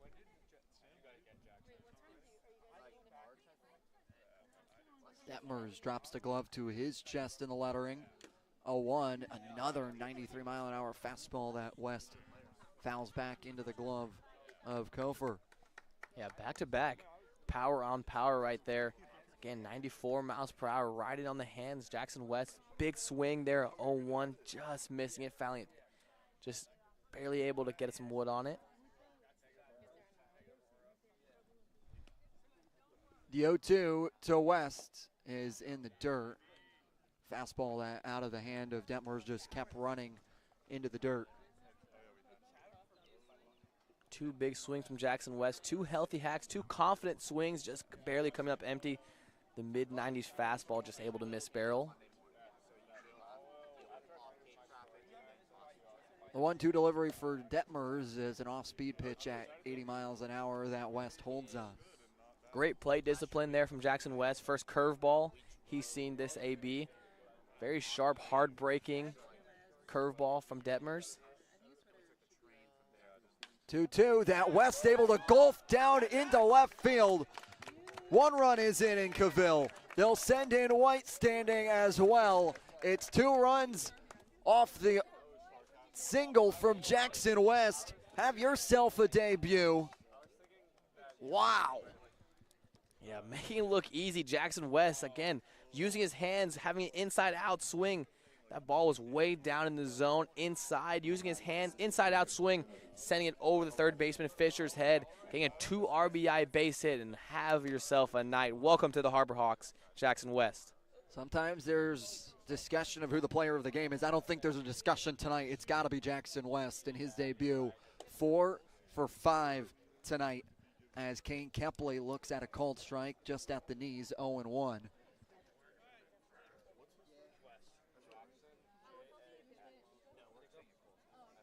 Now Detmers looks back to Hintz, who's at second, and then starts his motion home, and it's a called strike on Kane Kepley, 0-2. And now it's the Harbor Hawks leading by 5, 10-5 over the Whitecaps here after those 2 runs were able to plate. 0-2 is Kepley lining it right back up the middle. Petteroni is there, steps on first, trying to turn 2, but it was Kepley's speed being able to beat it down the line for the fielder's choice for the second out. Yeah, ground ball, and with anybody else on the base, that's probably a tailor-made double play. Ball hit towards second base. Petterini immediately looking over to third base at Fisher, trying to make a play at third, understand Kane Kepley's speed over there in the left-handed batter's box. Now John Gazdar stands in with Kepley trying to grab second, and it's a bouncer that gets into center. Coming in to score will be Hintz easily, and making it all the way to third on the loose throw is Kane Kepley. And that's the pressure that Kane Kepley puts on defenses. You know, attempts a stolen base right there, and by putting that pressure on the catcher, Kofer, throws the ball away, run comes in, and now Kane Kepley is only 90 feet away. And John Gazdar bloops one into center field. Amel comes to grab it, but for then is Kane Kepley coming in to score, and it is now another big inning for the Harbor Hawks, and Kepley on the single, then advancing as the throw got through, and he went charging into second, sliding, and the Harbor Hawks just keeping the pedal to the metal here. Yeah, it's a great swing from John Gazdar. Ball out and away, fastball. John goes out, gets it out front, hits it 92 miles per hour back to dead center field. And a little bobble and a little out there in center field. And John's able to advance on there and work and put pressure on the defense once again and get the double.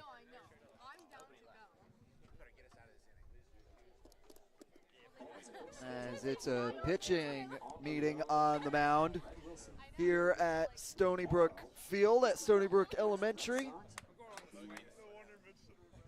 As the Whitecaps just trying to find that final out and get themselves back with the wooden bats in their hands. But it's now a 12-5 lead for Hyannis as they have plated 4 here in this 9th inning alone. John Gazdar stands as the lone runner on second. First pitch to Wallace. Skips in the dirt, gets away. John Gazdar is trying to grab third. He does on the high throw from Kofer to Fisher. And now a runner 90 feet from home as the Harbor Hawks trying to continue rolling and try and play to 5th. That's just aggressive base running there from John Gazdar. Gets the dirt ball read. Didn't move too far away, but John seeing that ball in the dirt and putting pressure once again. And aggressive base running pays off for the Harbor Hawks. Now he stands 90 feet away. Wallace Clark fouls off a pitch. Back into the netting. 1-1.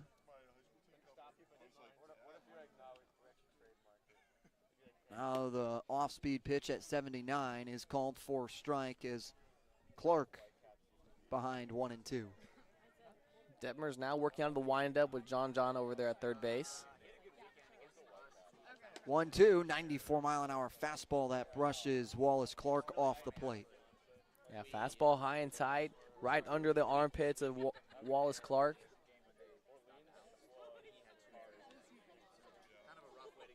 Two-two, off-speed pitch is a drop third strike that gets away from Wallace Clark as he goes swinging and missing. Kaufman applies the tag. But it is 4 runs for the Harbor Hawks in the 9th as they lead 12-5 going to the bottom half of the inning. And Harbor Hawks 3 outs away from picking up a 3-game winning streak.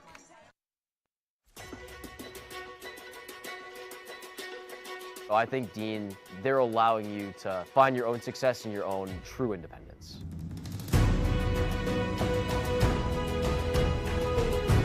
Dean is a whole group of all different kinds of people and communities. Since I've come to Dean, I've learned a lot of time management skills. Our community is especially tight-knit, and the majority of our students live on campus. And you are guaranteed 4 years of housing while you attend Dean.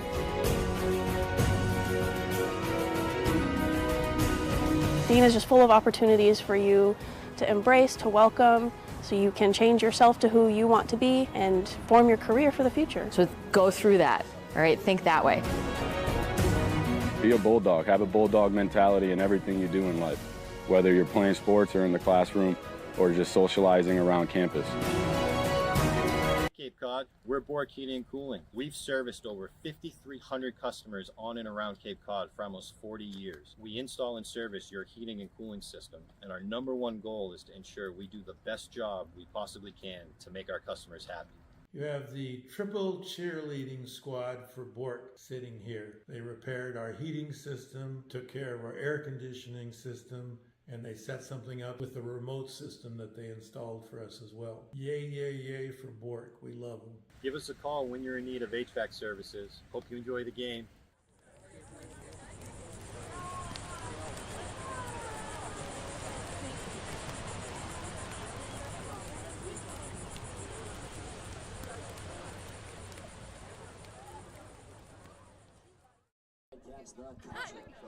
Brewster down to their final 3 outs here as the Harbor Hawks trying to shore up a victory here as they lead 12-5 and put this one to bed and get themselves on a 3-game winning streak. And it's a new arm, and Steve Solorzano out onto the bump, product from New Mexico State.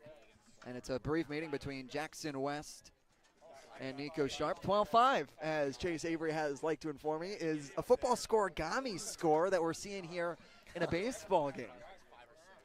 I guess. It was his birthday yesterday, so I got to give him something, and I'll give him the scoregami.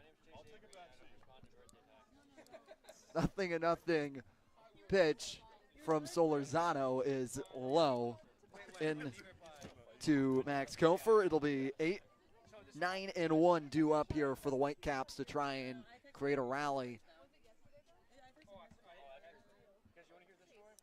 Solorzano deals the 1-0. It's fastball at 90 miles an hour for strike, 1-1. Yeah, Solorzano, the freshman from New Mexico State. He's going to drop his back leg and come straight over the top, the right-handed pitcher, number 10.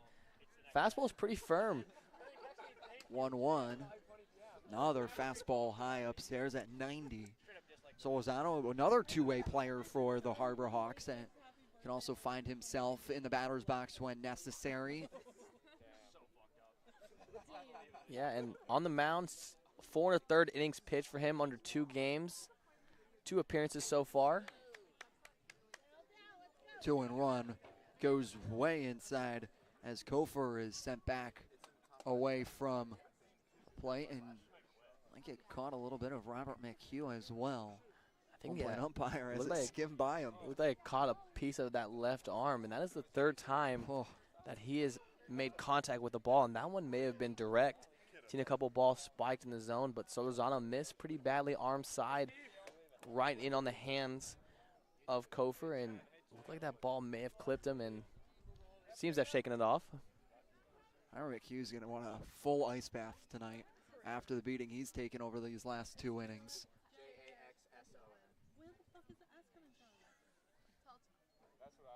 And the 3-1 is outside for 5-pitch walk to Max Kofer to lead things off.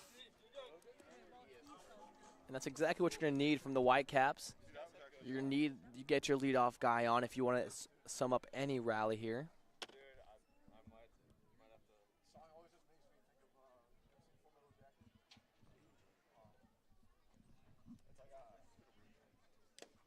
It'll be a pinch hitter here.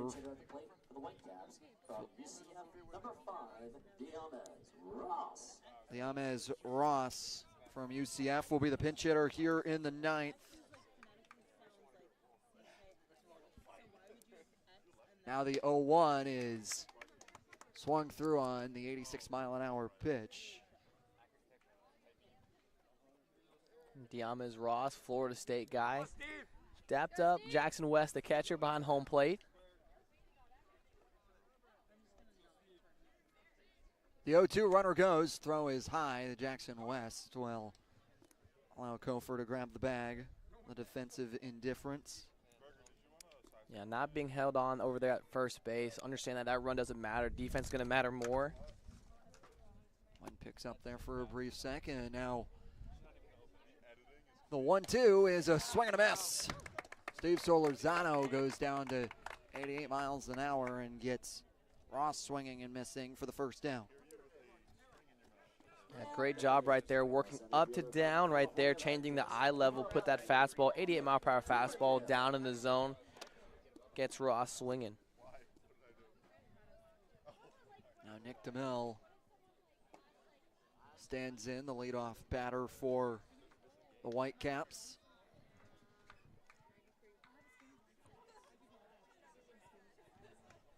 One-0.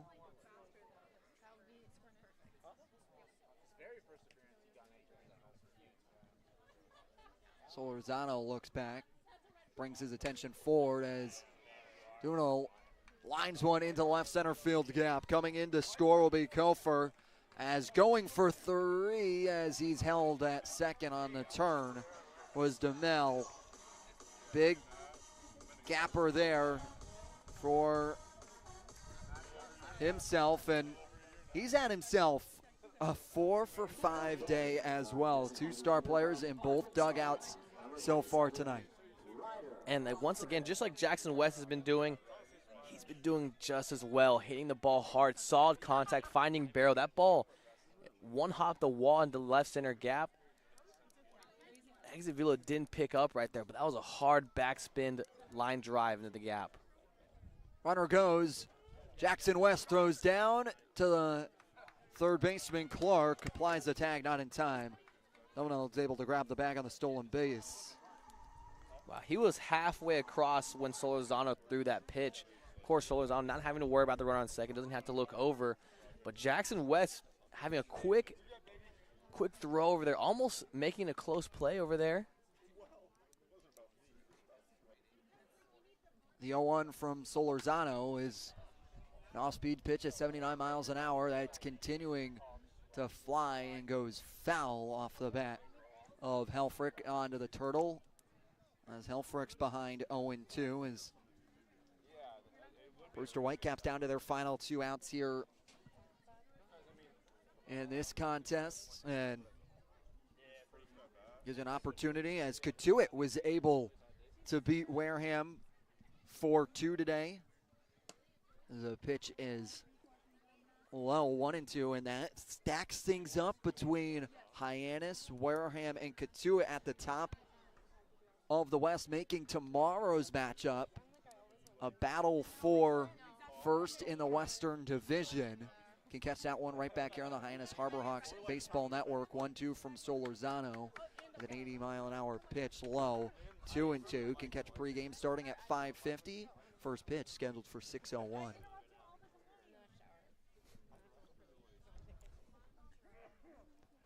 Two from Solorzano is in the dirt again at 89 miles an hour. And just to show you how close this Western Division is so far, now that Katuitt had that win, they sit at 9-4. Wareham sits at 9-4.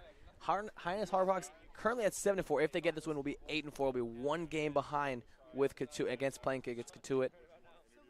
As the pitch is lined into left field, back to the wall, and making the grab is Hintz. Tagging on the sacrifice fly is DeMille. It is now a 12-7 ball game. But what you're forgetting for Hyannis is that there's a tie, so they actually will only stand a half a game back right now as it stands tomorrow. So if they do win, they're able to grab another half a game there in that situation. So they would only be a half a game ahead if my math is correct. Yes, your math would be correct. Okay, good. That's what it would look like is, yes, the Harbor Hawks did have that tie against Bourne, so only half game behind here, which makes the game tomorrow all the more important. Solorzano, pitch of the strike to Andrew Fisher for called strike.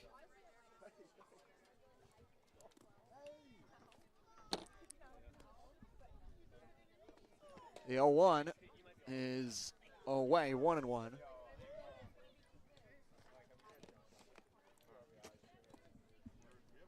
Solorzano settles in, kicks off the leg to the right side, and deals a pitch that is away, 2-1 on the 88-mile-an-hour pitch. Yeah, just missing low in the zone, and once again, McHugh is not going to give you anything on that lower quadrant, so that's going to be a ball easy no call. 2-1 to Solorzano is outside, 3-1 to Fisher.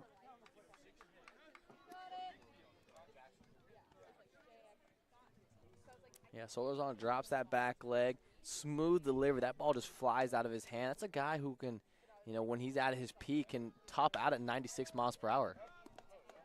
High fly ball to left center field, ranging off to his glove side is Casey Hintz, who makes the grab. Hyannis gets hot, and they stay hot, winning now their past 3. Yeah, big time win right there.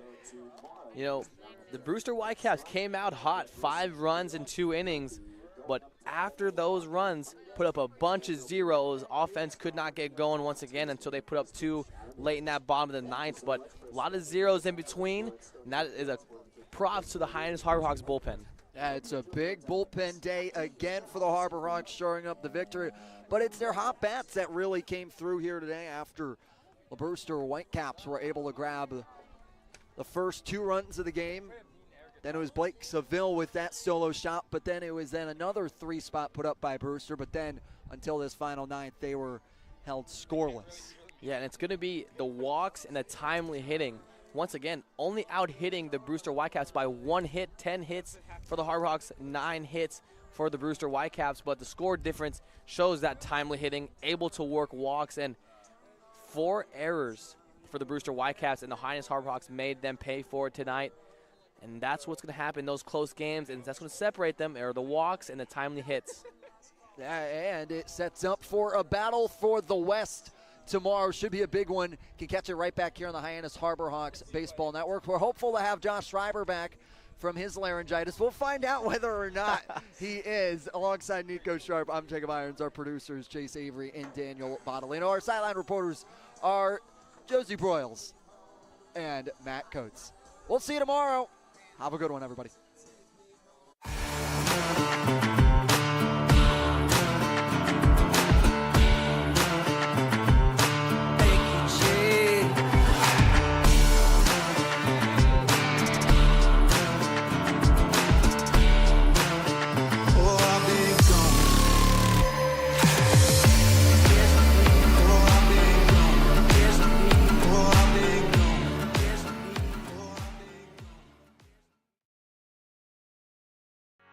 Here at the Mass State Lottery, we're known for our monster wins.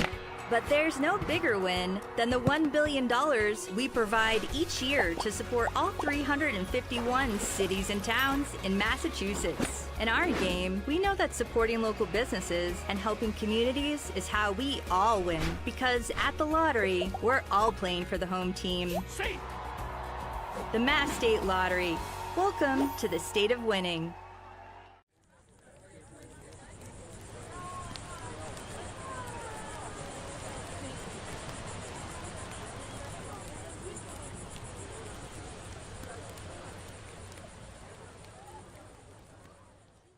When you need to be seen for a minor illness or injury, Cape Cod Healthcare Urgent Care is here for you with high-quality, full-service walk-in care. ER expertise meets urgent care convenience at our 6 urgent care centers, which are staffed by board-certified ER providers and located Cape-wide from Falmouth to Orleans. Cape Cod Healthcare Urgent Care is open daily and offers a cost-saving option for everything from sprains to stitches, with timely treatment in under an hour for most patients. View online wait times at capecodhealth.org/urgent care. Cape Cod Healthcare Urgent Care. Minor emergencies, major attention.